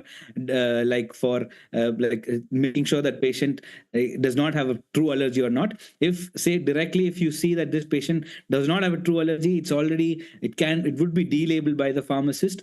Plus certain culture reviews come in the pharmacist in basket, specifically, like if you take example where ED cultures come to a pharmacist in basket, and they respond to that, giving time and space for the ED physician to take appropriate action, like to not to over treat or under treat, and again appropriate treatment, especially for urinary tract infection, where quite a lot of asymptomatic bacteria is not over-treated. So these are a few examples. Along with that, a pharmacist plays very important role in process improvement, outcome measures, and antimicrobial use measures. And this is something which is as a whole benefits, and pharmacists have a very good role in the best practice in certain hospitals. Again, varies based on the region, and some hospitals you may not have a pharmacist directly involved in this, but as a surveillance, they also do this along with the other clinical pharmacy jobs. Some hospitals you may have an ID physician doing this, stewardship led, and I think this it's again diverse. Certain hospitals don't have proper ID physicians or pharmacists. It's always run by certain other specialty physicians. So I think this is a spectrum, but most importantly, have been sharing the best practices of clinical pharmacy and pharmacists getting involved in stewardship in certain hospitals in the region. Over to Dr. Ghaffur. Thank you, Hisham. Thank you for the excellent feedback and summary of what's going on in United Arab Emirates. And now we have got Dr. Grace Mary John, who is an infectious disease clinical pharmacy specialist, Believers Church Medical College Hospital, India. And Dr. Grace is the first qualified infectious disease pharmacist in India. Happy to say that. Thank you, sir. So I don't have any slides as such, but like how Dr. Hisham had done, I would also try and explain how the infectious diseases took off. In the sense, the antimicrobial stewardship and the infectious diseases clinical pharmacy took off in my institution. And I think it is a story of, in lines with necessity is the mother of invention kind of a thing, because when Believers is a new hospital, relatively a new hospital, we just completed 10 years, last year. And when I joined 9 years back, that is just, after the hospital was newly built and staff were being recruited, I had no idea of what AMS was about or what an infectious diseases clinical pharmacist is supposed to do. But I was always interested to learn more about antimicrobials, because the dosing was the easiest thing for a clinical pharmacist to do when it comes to antibiotics. And I initially started off with the dosing of antibiotics, and later a lot of hearing about stewardship. But the problem is that even I'm happy that Dr. Meher commented that the pharmacists are a young bunch, because clinical pharmacy, I feel it's still very new to India and to, even to the Middle East to some extent. And unfortunately, in our curriculum, antimicrobial stewardship is not something that is, covered. So we do not have much idea about antimicrobial stewardship when we are freshers, when we are graduating. So that was applied. That was that's why I said, the necessity is the mother of invention. So I had this drive to learn more about antimicrobial stewardship, because it was keeping on. It just kept on coming in multiple different ways. And, we didn't have an ID physician at the time because it was a new hospital.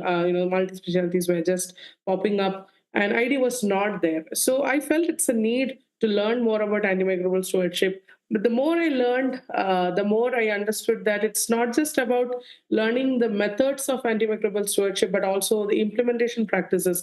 It's as important, when it comes to starting a stewardship program. And because in India at that time, I'm talking about 2015, 16 time, we didn't have any robust antimicrobial stewardship program running at that time that was documented. I had to get help from Western countries. So I first did my observership, my training in infectious diseases and antimicrobial stewardship by shadowing an ID pharmacist in US at Tufts Medical Center, Boston. And that really changed the perspective of how well an ID pharmacist, so that thing of ID pharmacists first came there, and because we've been hearing about the role of clinical pharmacists in antimicrobial stewardship and how they are important when it comes to the cogwheel of running a stewardship. That's how I learned how it should be done. And after coming back, things that made sense to me was that the most important thing that we could first put in place was to have micro rounds. So I feel that microbiologists are like the key people when it comes to running a stewardship. And if you have a good communication with your microbiologist on a daily basis, you go and see them on a daily basis, you get the reports from them much earlier than what is being put in the system, and you talk to your consultants. That's how the initial antimicrobial stewardship started. And for us, setting up the stewardship, we felt the lowest hanging fruit when it comes to stewardship was to identify the culture data, especially the blood culture or the sterile culture data, because you have a true infection when it comes to blood culture data, and it's easier for you to see whether escalation, de-escalation, all these things, putting into the clinical aspects, the clinical picture of what is happening with the patient.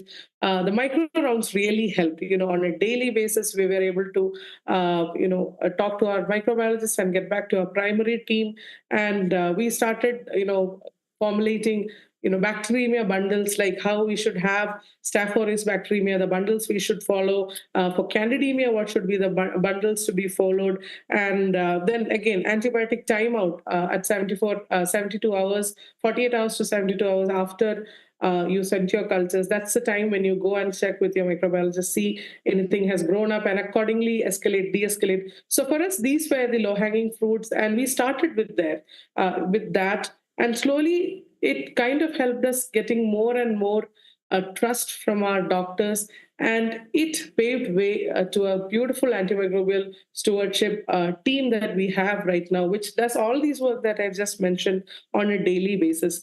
Now, initially, we were much involved with the antibiotic policy, preparing the antibiotic policy, and now it has become an administrative duty kind of a thing where, right now we have an ID physician. So the clinical microbiologist, the ID physician, myself, we three, because the core group of our AMS program are the three of us. So we three first sit together, we prepare the antibiotic policy.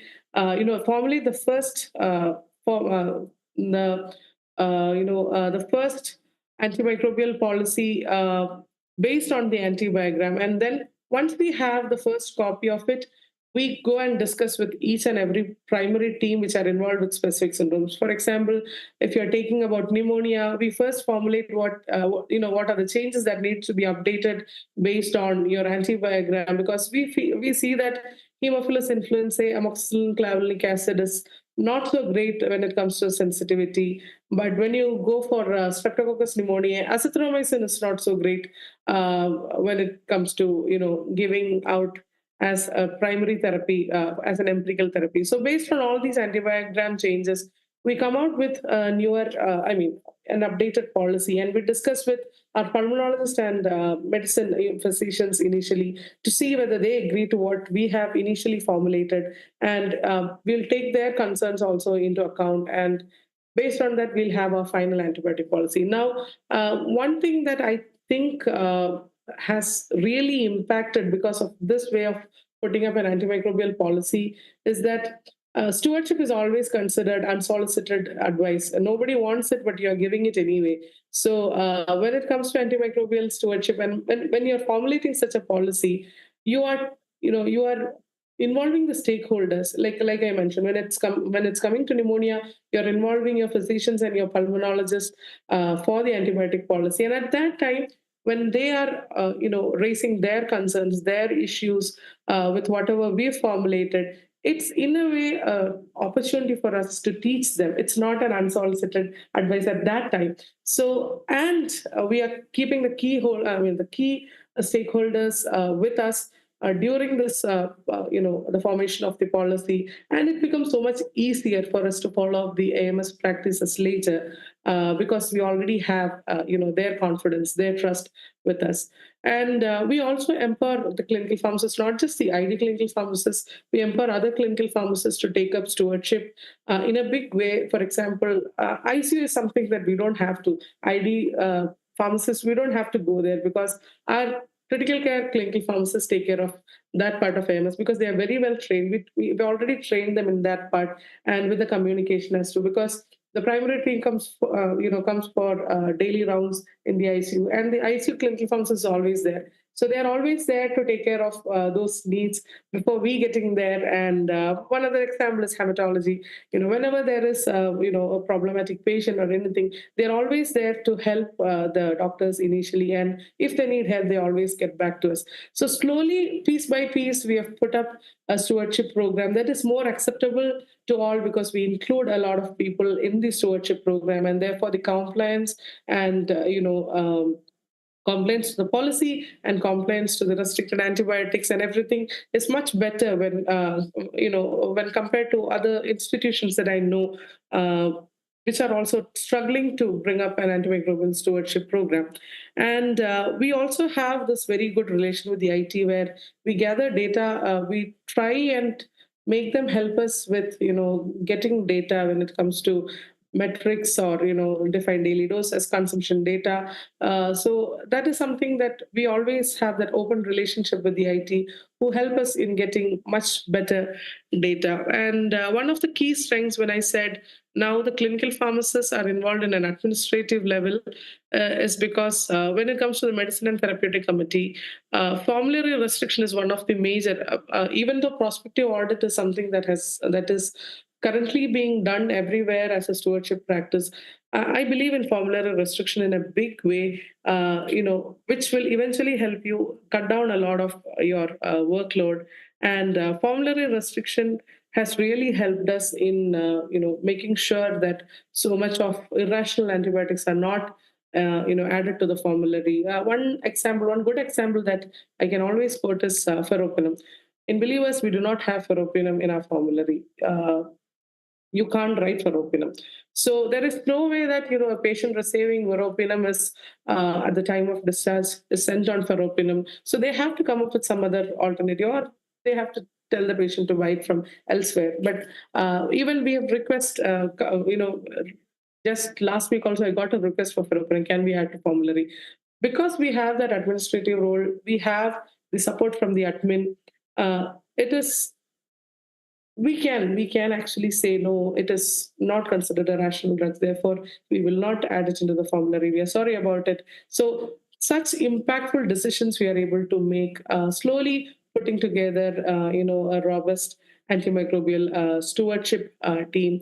And also, not just with AMS, in infection prevention and control also. So when we have a closed-read difficile kind of a patient coming from outside, and if it skips our, because the patient is coming from outside with an already a positive report kind of a thing, we are there to make sure that the IPC measures of the CDF are there to be followed. So in every way, we are trying to involve ourselves in whatever way we can help our colleagues, our staff in making sure whatever antibiotics are being given, whatever infection control and practices are there to do, we are also there to help them. So slowly, like I said, piece by piece, we have put together a small, good, robust antimicrobial stewardship program that is acceptable to a lot of people. The reason why I told you about the challenges initially rather than the strengths is because I feel that a lot of hospitals in India are still struggling to set up a good antimicrobial stewardship. And therefore, it's always very important to first accept your challenge, accept what you don't have, and then build on something, making sure the gaps that you feel are slowly built over time to make sure you have a robust antimicrobial stewardship program in the country. So with that, I would like to thank Dr. Abdul Ghafoor for involving me for this wonderful webinar, wonderful effort in knowing the practices, in knowing the innovative things, what others are doing, so that we can also share the good practices and always become better from what we are already right now. So thank you, sir. Thank you. Over to you, sir. Thank you, Grace. Always a pleasure listening to you. And we know that you are doing a wonderful job at Believers Church and setting an example for clinical pharmacists across the country. Now, we have two eminent experts from Saudi Arabia. We have got Dr. Maha Mahmoud Al-Alawi, who is a consultant of infectious diseases and infection control, King Abdul Aziz University Hospital, Saudi Arabia. And after that, Dr. Badur Al-Dozari, clinical pharmacist, King Abdul Aziz University Hospital. They are colleagues. And Dr. Maha, welcome. It's a pleasure that you are here. Thank you, Dr. Abdulghafoor. Thank you very much for the invitation to me and Dr. Abudur. We're very excited and honored to be with this esteemed group talking about a very favorite topic of mine. And so basically, me and Badur work every day in the ICU reviewing antibiotics, and it's a nice and useful and very rich journey that we're happy to share you how we day in Maha's and Badur life. So without further explanation, I'm going to share the slide. And so it will be between me and Dr. Badur. So I'll start, then she will continue, then I will talk again, then she will join. So inshallah will not take more than 15 minutes from your time, and we're happy to have any questions. So tell me if you can see the slides or no. Not yet. Not yet. Okay, how about that? Coming now. Okay. Yeah. Okay. So at the beginning, it's just me and Dr. Abudur, we have no conflict of interest to declare. In the next 10 minutes or so, we're gonna talk about stewardship in ICU, a common scenario that we target, and we've seen a lot of difference. How we categorize antibiotic in terms of which one would be given first dose, which one will have no dose given to the ICU till being reviewed fully by either stewardship team or by consultation to infectious disease services.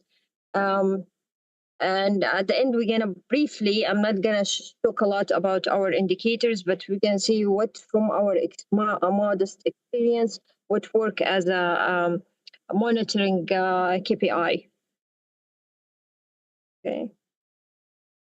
So why ICU and stewardship? It's our favorite because we in ICU, we see a lot of patients who's high risk and high risk that require hands-on all the time. They need the devices, they need multiple central line, they have sometimes internal jugular and ephemeral, they have they're intubated for sure with Foley catheter and sometimes chest tubes and so on.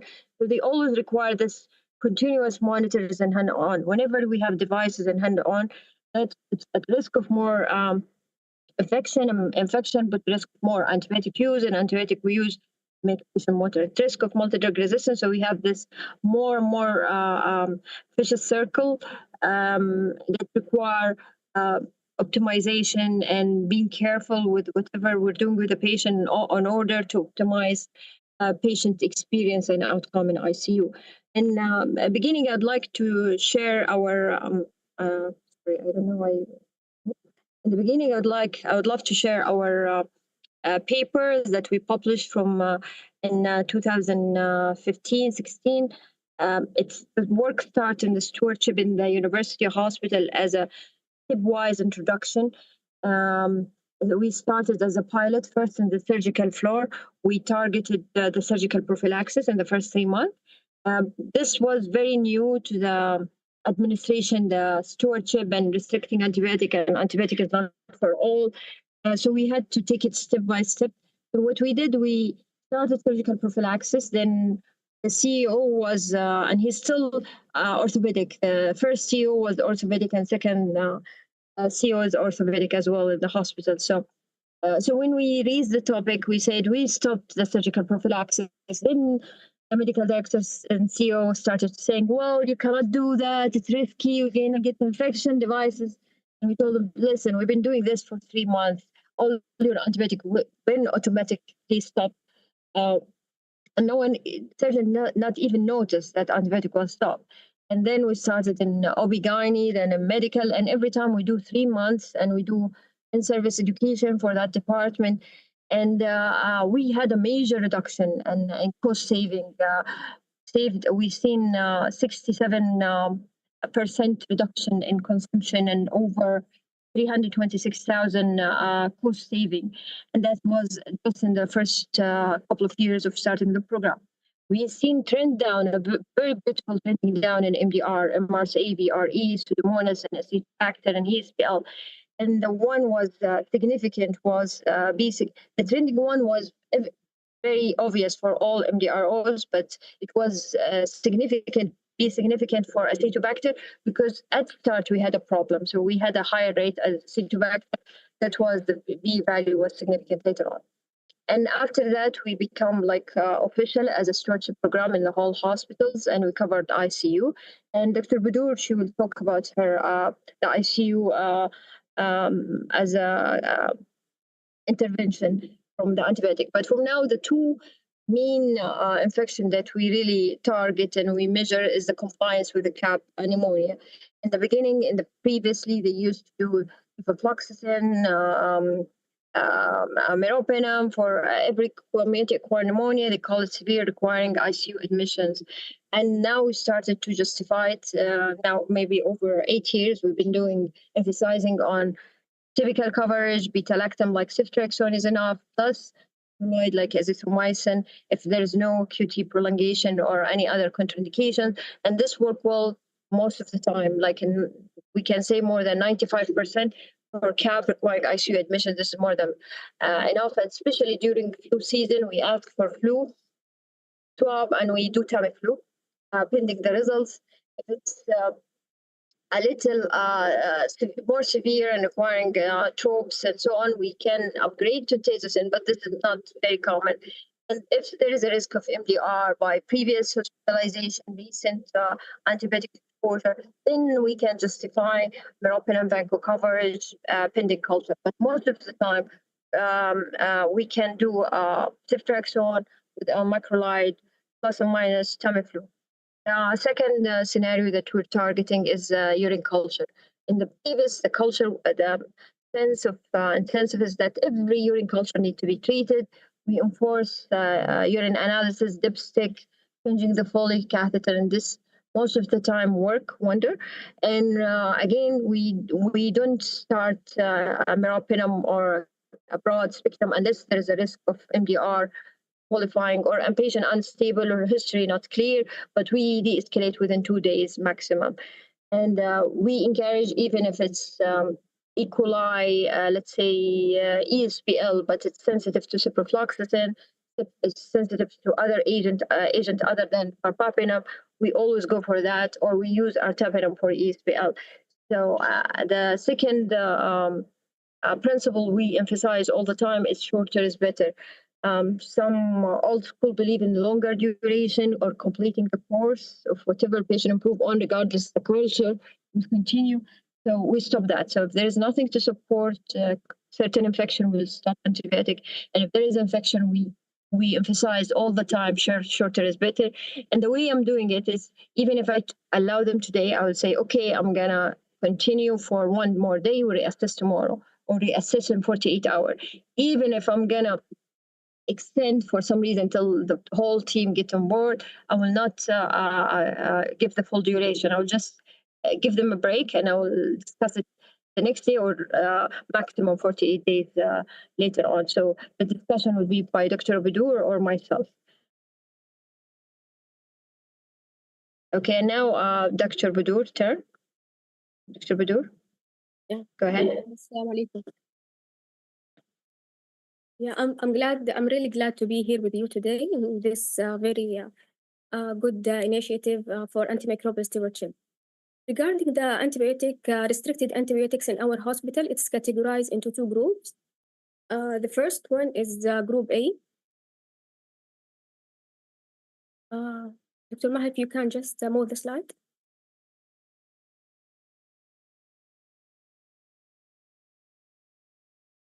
Yes, the first one is the Group A. As you can see here from the list, all of these antibiotics, they are non-life saving antibiotics, and usually they are not prescribed in any emergency basis. And usually there are other alternatives that can be utilized without affecting the patient safety. As you can see, for example, like linezolid, tigecycline, daptomycin, and all of the new antibiotics like ceftalozone, tazobactam, ceftazidime, avibactam. We make sure that no patient will receive any dose of this medication unless the antimicrobial stewardship team or ID consultant have been reviewed the patient and give the approval before the first dose dispensing. The second group are the Group B, which are the life-saving antibiotics. As you can see here, most of these antibiotics and antifungals are broad spectrums like amphotericin B and ulefungin, caspofungin, meropenem, imipenem, piperacillin, tazobactam. All of these medications are life-saving antibiotics and can be prescribed by the physicians for 48 hours.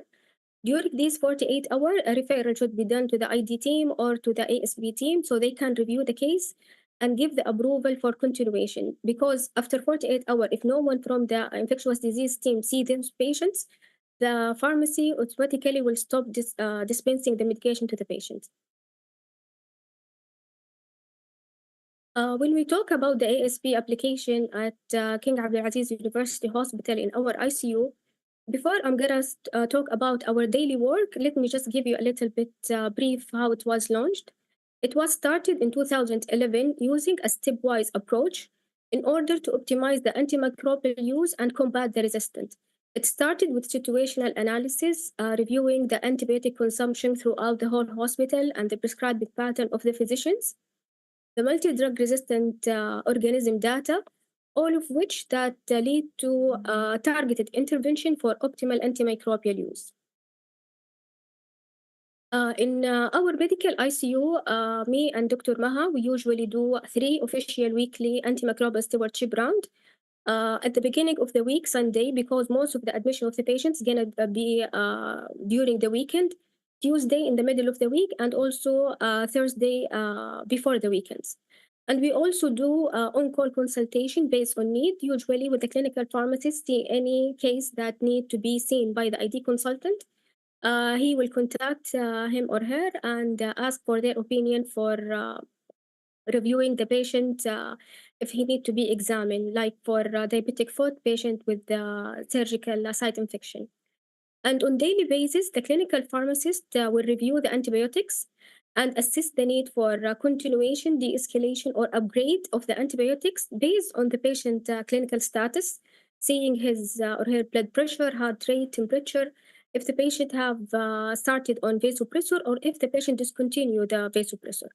The patient relevant lab results like WBC, procalcitonin, and if the patient have any released or bending culture to be assessed with the antibiotics use. And in our hospital, we have a collaboration between the inpatient pharmacy and the ASP team. It's like an Excel sheet. As you can see, this is the Excel sheet. This sheet should be reviewed and assessed daily by the inpatient pharmacy and the ASB team member. It contains all the information needed for the patients, starting from the unit, MR number, the name of the patient. There is also one column for communication between the ASB team groups, the drug name, dose, and as you can see here, day 1 and day 2, these can be filled by the inpatient pharmacy because, as we said, in our hospital, we have group B antibiotics, which can be dispensed for 48 hours before it should be seen by the infectious disease consultant or ASB team before making the decision whether it's approved or disapproved based on the patient case.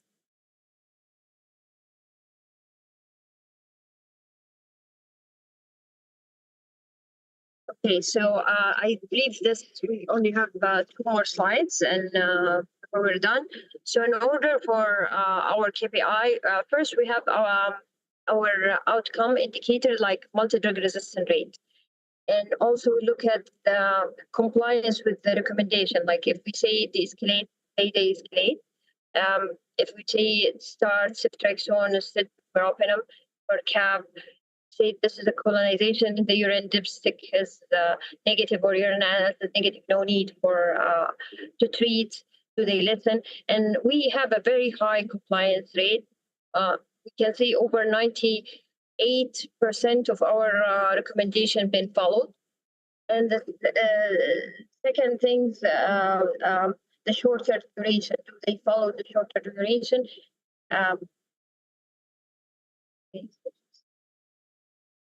So in conclusion, ICU patient requires very careful use of antibiotic to balance the effectiveness with side effects such as resistance and C. diff and renal failure. We always follow the policy and procedure for group A and B. And we, as Dr. Abdul showed everyone, that we have the drive, shared drive between pharmacy and ID and stewardship team. Prescribe the right drug, the right dose for the right duration, just to ensure improperness. And compliance is very important, as well as to control antibiotic resistance, as well as important for infection control. So infection control is the alliance to stewardship program. We cannot have excellent infection control if I have poor hand hygiene, poor equipment cleaning, and not compliance with isolation and following PPE, donning and doffing, and wear them when it's indicated. Then it will be again another vicious cycle where we have transmission despite appropriate use of antibiotic. And by this, I believe me and Dr. Abdul done. So thank you, and we're happy to have any questions. Thank you, Dr. Maha and Dr. Budur. Oh, it's great to know that, King Abdulaziz University Hospital has got an amazing antibiotic stewardship program. Dr. Maha and Budur, can I ask a doubt? You could save $300,000 a month by initiating antibiotic stewardship program. That's a huge saving for the hospital. And 66% reduction. It wasn't over a month. It was 6-7 month period. But it has huge cost saving, because majority ICU patients were in dolafungin, caspofungin, linezolid were all over. So there was antibiotic prescription that, why just control them unneeded, just by doing nothing, just stopping them, you will see cost saving. And I had this cost saving mirrored in many private hospitals that I helped in Jeddah. They all had that. You just control the use, when to give what, and this is A and this is B. You only can receive this. Just by doing that, before you do the round, you will see you save a lot. And maybe Dr. Batur can add. Batur want to add? Budur?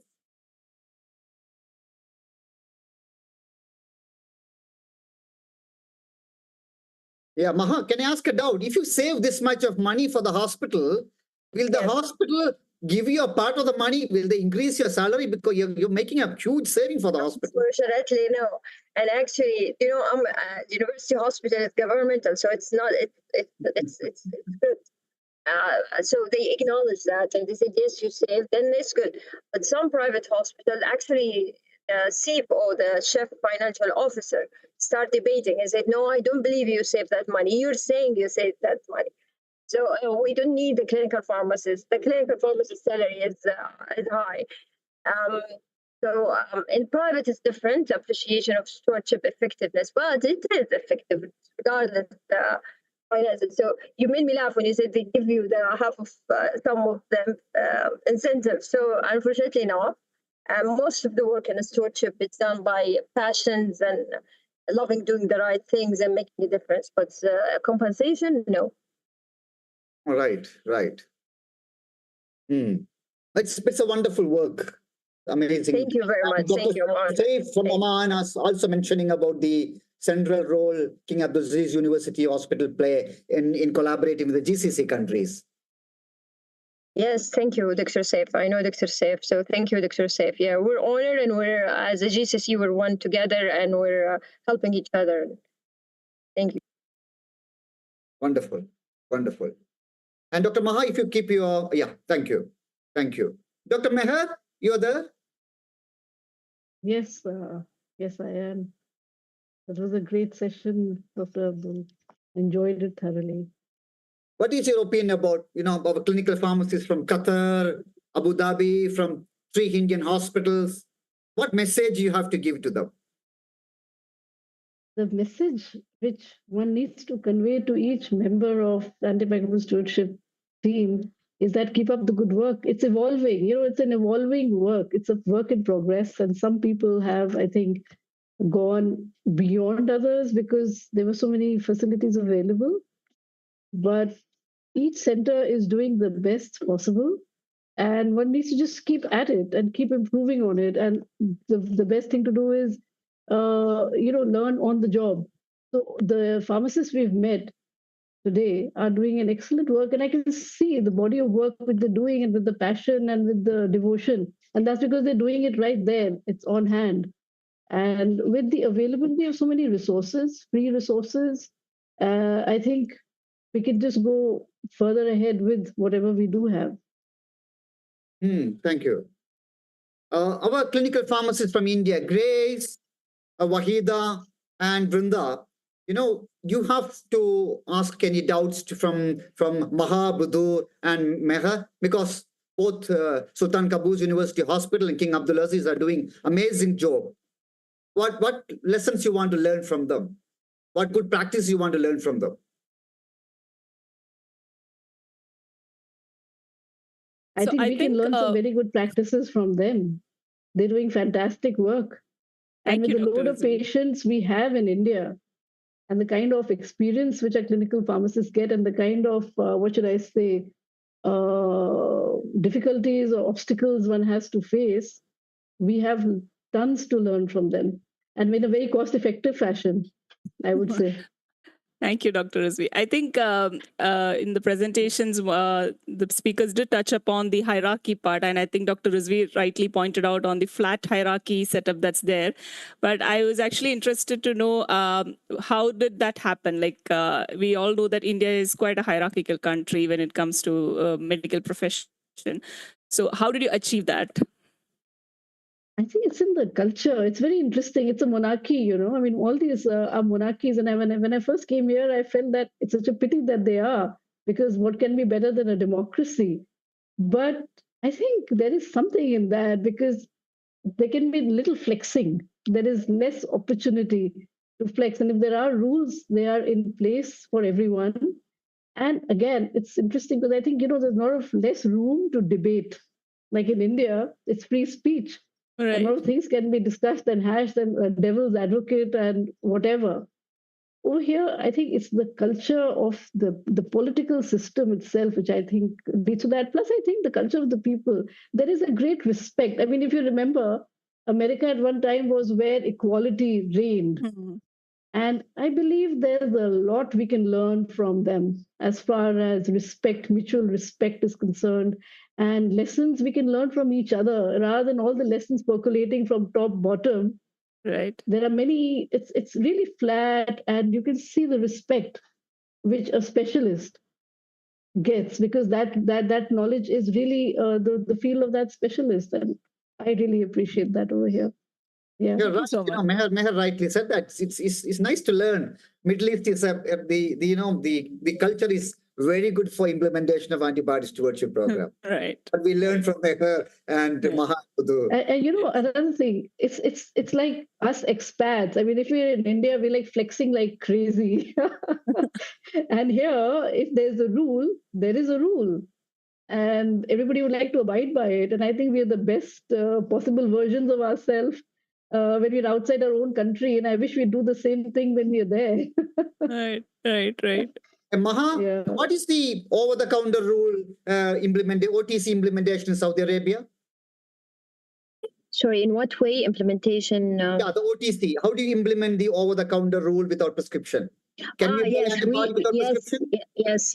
No, actually, I was honored to be part of the National Stewardship Committee between the year of 13 till 18.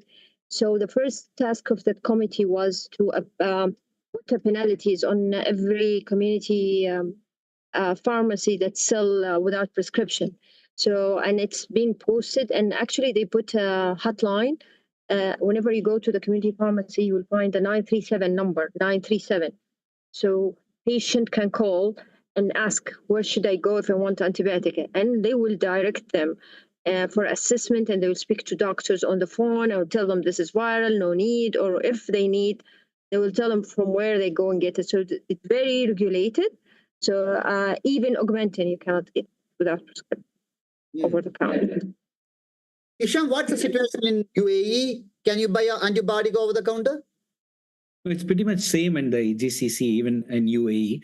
So like laws, regulations, penalties, which are quite hefty. That's the reason why you won't sell, you won't take the risk to sell or get that extra profit, because you may have to pay for that as penalties. Again, there are regular audits from health authorities which reinforces this.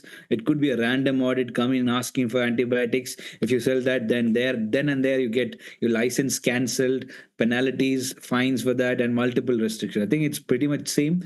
The intensity and the law is a bit restricted, and that's the reason why you won't take a chance to get that small like profit and pay a hefty price in case you caught. So I think that is the bottom line over there. Wonderful. Grace, Vrinda, and all, I'm feeling a bit jealous of our Middle East colleagues. And Middle East is the right place to implement AMSP policies. Everybody follow the rule. It's so difficult for us, We implement the policy, people in the hospital, people oppose, and we have to follow all the strategies to implement any change. And over the rule, OTC implementation is very difficult in India for so many reasons. Of course, we have our challenges. Everything is for the right reason. Situation in Middle East is not like that of Asian countries or other countries. So we all do our best based on our systems. But of course, I think the situation is definitely improving. Like when we started stewardship way back, what was the situation then and what's the situation now? It's really positive. So I think we still have hope to learn and improve ourselves. Well, I completely agree with Vrinda, because when I visited India last time in Kerala, I have like multiple pharmacies where I visited. They say over-the-counter antibiotics is not, you won't get it over here.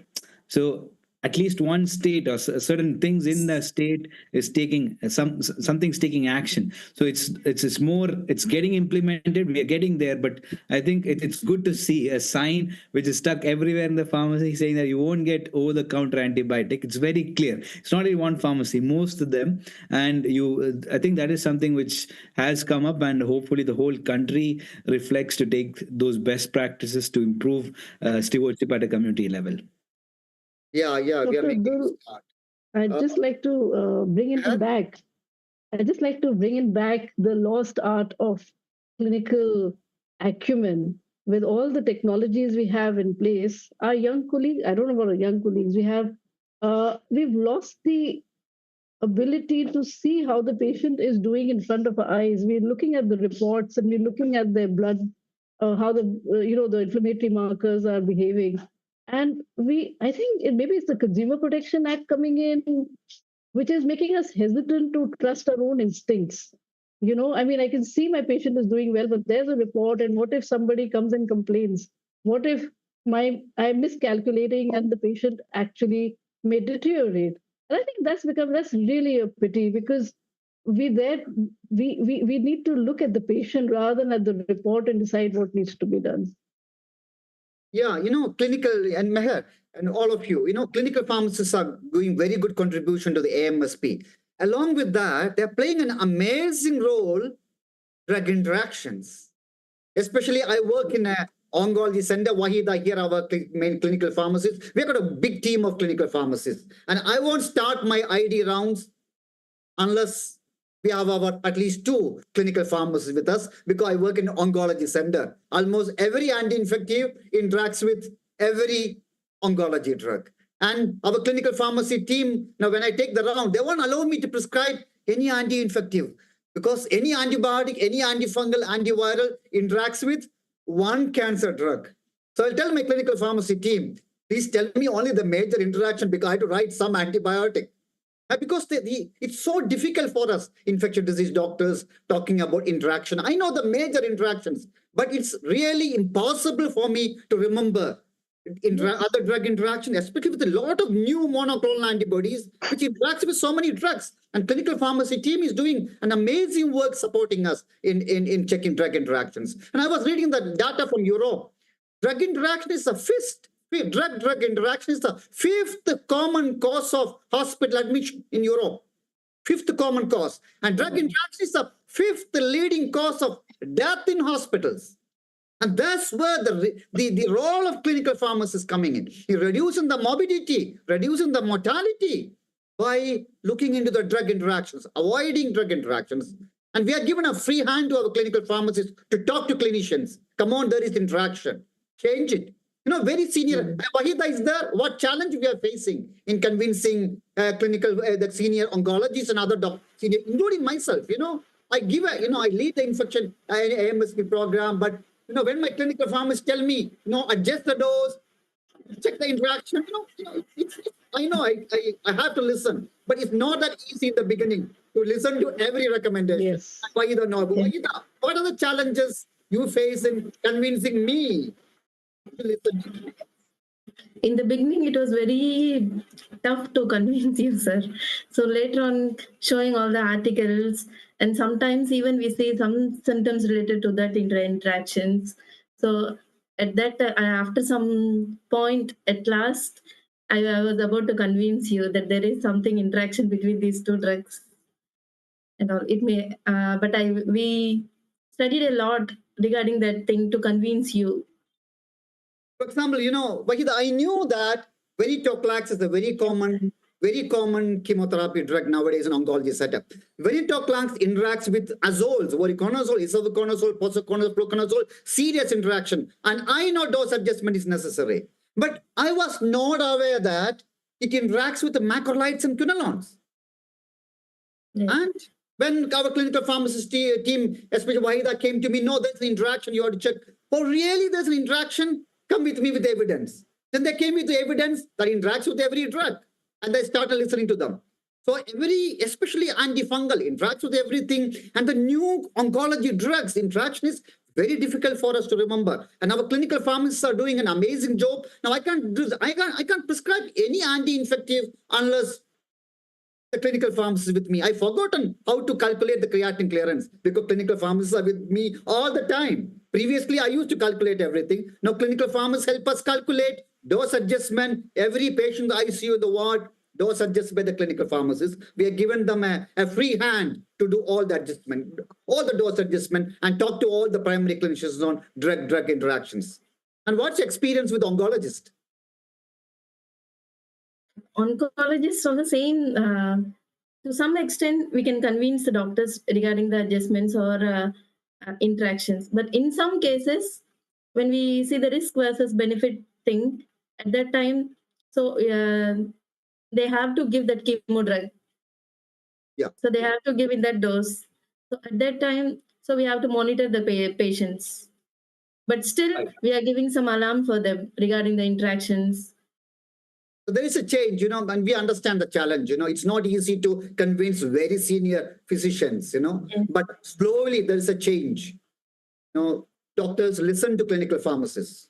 And that's a significant change that we are witnessing. And Grace, what is your experience? Sir, you're a big boss there. People are forced to listen to you. No, sir, we always go with the literature behind them before we put up any interaction so that we have the backup because we always prepare ourselves beforehand to make sure whatever question they put against, to dose off this thing, we have enough literature to back us up. And it's a healthy discussion. Most of it is a healthy discussion. And when it comes to drug interaction, one thing that I've always noticed is that drug interactions are always not meant to happen. It's just that it can happen, and you have to be more careful about, what if it could happen? What are the signs and symptoms that you can pick up early? So if there are interactions that are, not accepted by, doctors, something that we put in place is to make sure that because of that interaction, is there anything adverse happening? How can we monitor it in a better way or in a more stringent way? And if that is happening, then go again and tell them that this is happening. So maybe something that you should consider, especially like you said, all the azole antifungals that you have. There was this guideline that came, Asian versus non-Asian. They have done the azole TDM, and they found that when it comes to Asian population, when it comes to non-Asian populations, they are worried about subtherapeutic levels when you're treating, with azole antifungals. But when it comes to Asian populations, they are worried about supratherapeutic. So whatever it is there in the West, whatever things are there, it might not be fully applicable for what we have for our population because the metabolism and everything kind of changes. So close monitoring of things that can go wrong is my way of approaching drug interactions. So that is one thing. And sir, I just wanted to ask one doubt, because I feel that that is one of the most important things that we are facing very frequently is like I think Dr. Meher mentioned about attrition somewhere along the line. So because in India it's a low to middle income country, we are, the clinical pharmacists are not paid in a good amount. But when they see for opportunities outside, with the training that they've received with 2 years or, 1 year, 2 years, slowly we are training them to be good clinical pharmacists, stewards. And by the time they gain that knowledge, because the West and the Middle East, they offer much more possibilities, not just the financial stabilities, but much more possibilities. It's always an attrition that knock us back down to ground zero again. We have to build new people. So in that way, I'm quite jealous to Middle East because I feel it might not be that much when it compared to a country like India. But if what can be the way ahead? Because I know that salaries can't be increased all of a sudden, and we can't, do things all of a sudden. But somewhere along the line, we'll have to hit a balance where we have to take things seriously. And how do we support such problems, such administrative? I know it's a very difficult question, but I just want to see whether anybody has something to talk about, possible solutions for these things. Grace, it's a very valid point. I am experiencing it. Wahida, her last slide, that was the point. The major challenge of our stewardship is we lose our trained clinical pharmacists. After 2 years, the bond is over. Most of them go to Middle East, and Maha and Budur take most of my clinical pharmacists. No, most of the countries. Europe, America, Australia. They just yes, we're lucky. We're lucky this way. Isn't it, Maha? You take my... Yes, we're lucky. We're lucky this way. Because, it's not the fault of our clinical pharmacists. The salary, income is better in Middle East, America, or Europe, or Australia. We are not paying our clinical pharmacists. I'm sorry to say that. They are doing an amazing job. But how to convince the management? Because every year, 2 years, I have to train my clinical pharmacists antibiotic stewardship. And it's a huge loss to us. The reason is our own fault. We are not paying them. Automatically, they have to leave. So how to convince the hospital management? How to change the scenario? What clinical pharmacists should do is they should convince the management their potential. For example, Maha and Budur did. They could save 300,000 a month after 6 months of initiation of antibiotic stewardship. And hospital management love them for that. I know that. So similarly, we should convince hospital management it can reduce morbidity, it can reduce mortality. We'll look into drug interactions. How important clinical pharmacists are. Still, majority of the hospital management in India and several other countries haven't recognized the importance of clinical pharmacists. How can we make that change? The clinical pharmacists should find a solution. They should validate, they should document the change they make. I tell Wahida and team, please document the change they make. Nowadays, Wahida is documenting the diary. Dr. Ghafoor was prescribing the antibiotic. He did not do the dose adjustment, and I did it. And I encourage such documentation. That's what clinical pharmacists should do that. Even if there's a clinical infectious disease, even if there's an oncologist, what change the clinical pharmacists make? They should document. And after 6 months, they should go to the hospital or publish the data. What contribution the clinical pharmacists did in reducing the morbidity, in reducing the mortality, the money they saved. And if you, at the end, especially in the private hospital, it's the finances that matter. At the end, you need to have money, financial numbers, and you publish the numbers. Change you made. At the end, the hospitals in the country, in the India and other countries, the management should be forced to appoint more clinical pharmacists, should be forced to pay more salary. We infectious diseases 20 years ago, 25 years ago, face the same challenge in the country. People ask you, why do we need infectious disease consultant? I know how to use antibiotic. But slowly, we made that change. Today, every major hospital in the country has infectious disease. They can't function without us. So we made that change because we proved ourselves. We prove the importance of having infectious disease doctors. You should do the same job. If you're able to convince, and you should come together, produce the data, publish the data, write in newspapers. Drug interaction is a major killer. And how can a hospital function without clinical pharmacists? Where drug interaction is the 5th leading cause of death, even in European countries like UK. So what will be the situation in countries like India? It's a major killer. And how can hospital function without clinical pharmacists? And how can you have clinical pharmacists unless you pay them? Because checking drug interaction is a very difficult job. We can't have clinical pharmacists coming and then leaving after 6 months. So that change need to make. Yeah. I think ID physicians and the entire team, we can't leave them alone. The entire team needs to advocate for them to the management. And we need a trade union where the entire team is part of the trade union. It's not just the clinical pharmacists fighting for them. We need us to represent them as a team because we work well as a team and not separately. Yeah, we should support them because our work, clinical pharmacists are integral part. We can't do our job of antimicrobial stewardship without clinical pharmacists. Maha, what's your opinion? How did you convince your management to pay the clinical pharmacists a better salary? So you can. Well, I have a funny story to share. In private sector, not in the university, I have a clinical pharmacist who happened to deliver during working time, like in the peak. She went to labor, and of course, after the baby born, she took 3 months maternity leave.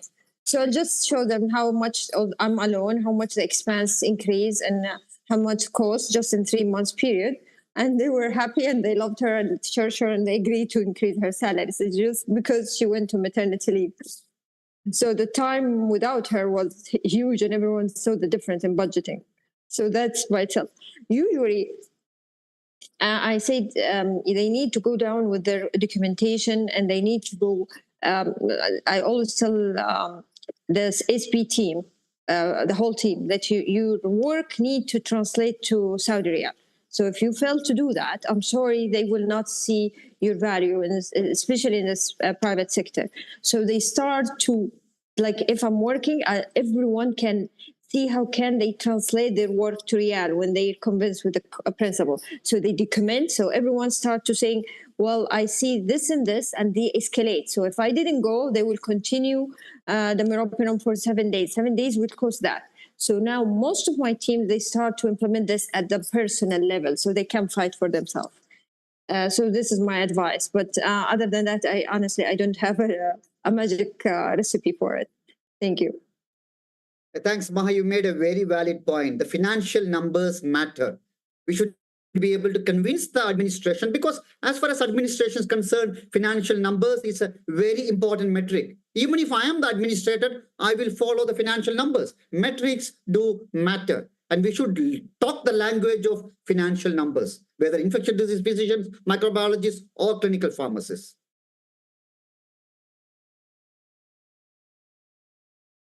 Abdul sir, maybe you can have one more webinar on how, as clinical pharmacists in India, you can train us as to how to make sure that we are getting the right numbers so that it's more convincing, because research again is something that is not a very strong hold for a lot of clinical pharmacists. So how do we bring up the right numbers and where to start? It's something that I think will be new. Like you said, the language of financial metrics is something that has to be, deeply engraved into all clinical pharmacists so that they can prove their worth to the administration. And like you said, that might even change the scenario right now that is prevailing here. And maybe I would request you to have one session for us with the experts so that we can bring out good data and bring out sensible and more, reliable data that the administration will believe in the power of clinical pharmacists for that matter. You should conduct such a webinar, how to have the numbers, how to make the metrics and convince them. And we should definitely call our Middle East colleagues, because they are doing a wonderful job, especially from the financial metrics point of view. Because I know that Maha could buy a Rolls Royce by the money she saved for the hospital. Maha, am I right? Yes, you are. Dr. Ghafoor, I'd like to say my word. Yes, I was coming. Regarding the salary part, usually in India, they consider as a non-profitable organization, the clinical pharmacist division, they consider as a non-profitable organization. So there the financial constraint becomes a hurdle in balancing the operation side and the clinical side. I think you do agree with this point. But in my experience, I would like to share, it's not only the clinical aspect we should look on to encourage the finance department to look onto the clinical sector also. It's like bridging the gap between the ops and the clinical services. I was the one who had a doctors pharmacists connect lead. I developed the curriculum with a feedback. I used to visit all the senior consultants. Being a pharmacologist, I used to visit all the senior consultants, and I would like to know what is their mindset regarding this clinical pharmacy department or running a department, which nobody were aware of that. What is the exact prospects, what the clinical pharmacists are leading into it. So that paved me a way in connecting the whole healthcare team and making them understand better what is the exact work and what was the portfolio of the clinical pharmacists happening in India. Though they are working for almost 20 years in the hospital, but they were not aware what the department is working on the back end. So we started documenting it, and we started getting the feedbacks from the higher authorities that such and such things are going on the grassroots level. We need to inculcate these habits in representing our department in a better way, that a clinical, like a clinical object, that is also an integral part of saving the money and growing the financial aspect. So that made me in a forum to discuss openly with our financial head and CEOs, and we strategize of implementing incentive-based incentives for the pharmacist from the lower level to the senior most executive level. We used to get some incentives based on our acquisition, our involvement, our participation in getting some revenue, abiding with the guidelines and the norms of the hospitals, and sticking adherence to the formulary. Okay, and that is the way I can say we can have a say to our management regarding the salary part. And moving back from India to Gulf area, these things here we have an evaluation, yearly evaluation, which represents the salary structure, which hits on the salary packages also. This evaluation is based on the clinical interventions. We have a very good software Cerner, which allows the pharmacists to put their thought regarding the clinical objectives. So most of the, as you said, interactions or any regarding ASMP, we have a different platforms to report. And as you said, we should have a close contact with the senior consultants or the prescribers regarding these interventions. We have a quality backup which gives us data for occurrence variance. If you are challenging a prescription to change or de-escalate or switching on any ASMP strategies, we have the right, if the doctor changes, we have the right to report the AMS, like occurrence and variance, against the prescriber. Okay, that builds up, that is a count at the evaluation, how many interventions you have done and how many they have been accepted by the management, the quality team, and what is the feedback. So that scales up the level of the clinical pharmacist or the pharmacist who is indulging in the ASLP or the integral part of the pharmacy. So I believe these things are still there is a stigma in India in underreporting. So my conclusion is that if we work on this and supportive to the ops also, it will be a better prospect for engaging on the salary part in the clinical pharmacy department. Asaf made a valid point. But Asaf is working in a government setup now, and government setup, like same thing like Maha mentioned, money saving is very important. But yes, situation is different in a private setup where reduce antibiotic usage, money saved is not really money saved from a pharmacy or hospital perspective. Exactly. Sheikh Hisham, what's your viewpoint on that? I think again, like say where like wherever there's antimicrobials involved, and your hospital also focuses on quality. So quality of patient care, where it's not only the money factor which plays over here. You're trying to optimize patients' antimicrobial usage or restrict, and you're saving money on antibiotics. At the same time, you're looking at outcome measures, and you have very good KPI metrics which reflects very nicely, showing that we've even beyond benchmarks. I think that marks value. So a balance of value added services, where you see the results in improvement in process and outcome measures, outcome in terms like you are improving, say you reduce the C. diff, or you reduce certain it could be hospital acquired infections or any kind of infection related things, or you closely monitoring this, where you're preventing antibiotic use, you're saving in money in terms of antimicrobial use, plus you're also providing quality in patient care, and you are showing that outcomes, and that you're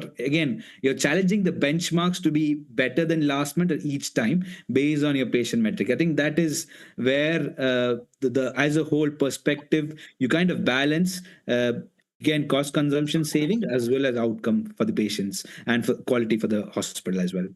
Good, good. Ishan, they are very valid points. Apart from the financial metric, we should look into the KPI, key performance indicators metric, the quality parameters. Exactly. Still there? Yes, sir. What is your opinion on that? How can we convince the managements apart from financial metrics? So the main thing is documentation. So we lack documentation. What are the interventions we are doing? We have to document, and it should be known to other department also. It should, as Mr. Asif told, it should be known to the quality team that we are doing something for the patient safety thing, and it should be documented and given shared with other departments also, that it can be known to every department. So many of the departments, they don't even know what is the role of a clinical pharmacist in hospital. So it should be known to everyone. So Wahida made a very important point. Doing good work alone is not enough. You should let others know that you are doing an excellent job. That's very important. Yeah. Can I add one more point? It's for collaborative practice, the trust is important to gain with the team. Again, say a physician ownership. So again, if pharmacy takes ownership of the patient, you're responsible for the care of the patient. The trust is built. So it should not be like the physician should not feel this is my only patient. So it has to be a team, collaborative, team-based care, where pharmacy takes ownership of whatever changes have been made, and I'm into this for this patient.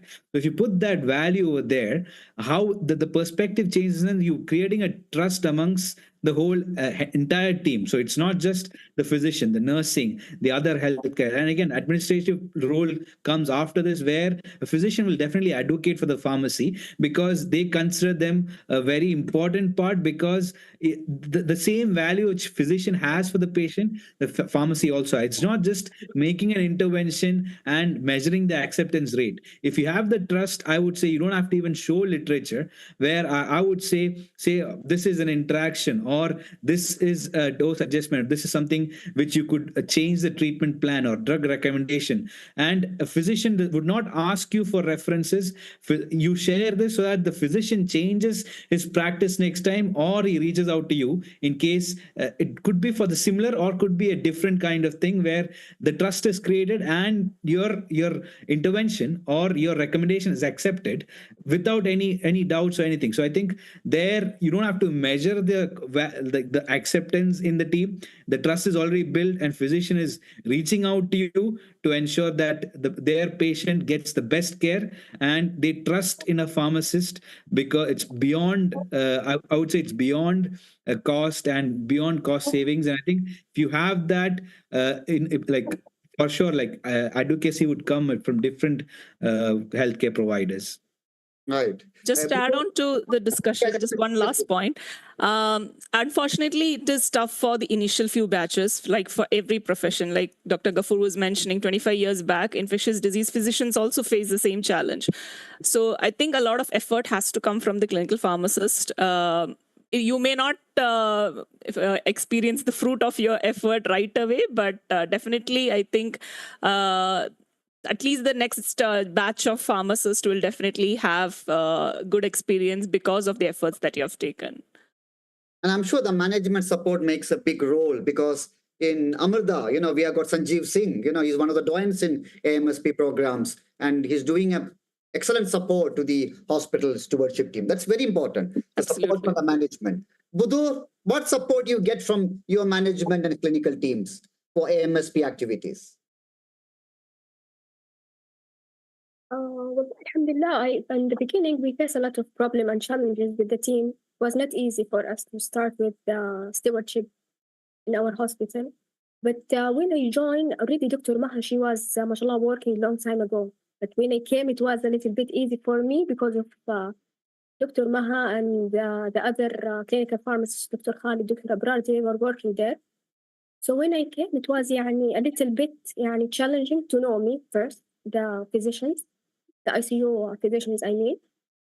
But after, persistent, I have every day to go to the round, every day I have to convince the doctors. Sometimes they are telling me, if anything happened to the patient, I'm going to blame you, it's going to be your fault. But Alhamdulillah, it was after 4 or 5 years being with them, now they have full trust in me. Yeah, and also with the support of Dr. Maha, I cannot thank her enough. She taught me a lot. She taught me a lot regarding the patient. Now, alhamdulillah, I can even do a clinical judgment for the patient. I can see the lab results, see the inflammatory markers of the patient. So I can I have trust in myself to see that this antibiotic can be discontinue, stop, de-escalate. Alhamdulillah, the team also, I see in the ICU, they trust me now. So it's a little bit, alhamdulillah, nowadays easy for me. But in the beginning, it was not like this. But I think persistence, it's the key for successful stewardship. Thanks, Bodur. Very valid points. Trust in yourself. That's what first thing, clinical pharmacists, trust in yourself because you can do it. And then persistence. It's not easy. Just like we infectious disease physicians did. Clinical pharmacists should be persistent, perseverant. This will take years, not few months, years or decades. For infectious disease physicians in the country, it took us decades to establish ourselves. So trust, persistence, support from the colleagues and seniors. I'm sure Maha is providing an amazing support, much better than I provide. That's very important. Teamwork, support from seniors, support from management, trust in yourself, persistence, and perseverance. Maha, you would like to add anything?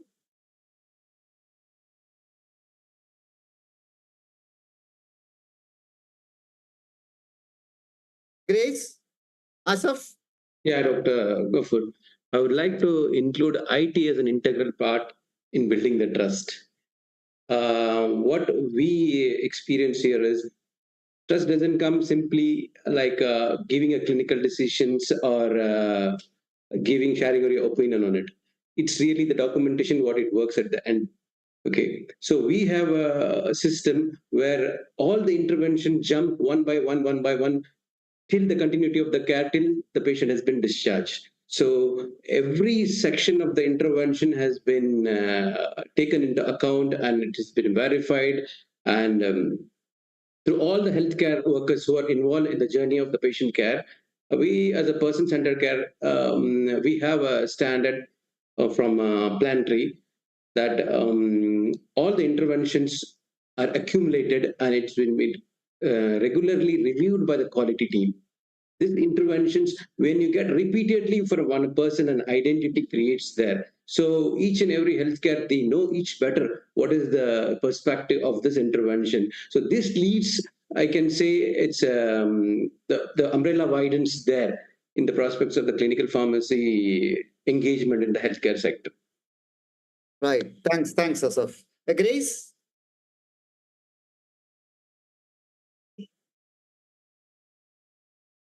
Please unmute yourself.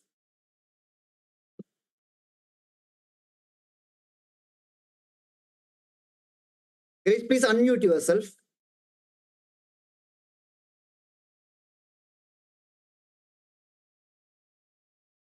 Yeah, some communication problem. Yeah. Vrinda? Yeah, I think I just want to echo what everyone was saying. It's a story of resilience. So clinical pharmacists need to be resilient and put in more effort, because once you show that you are adding value to healthcare, definitely the fruits of that effort will definitely come in. Thanks, Vrinda. Wahida?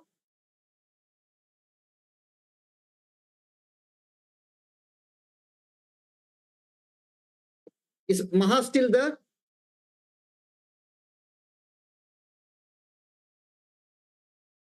Good. I think we had a very good discussion.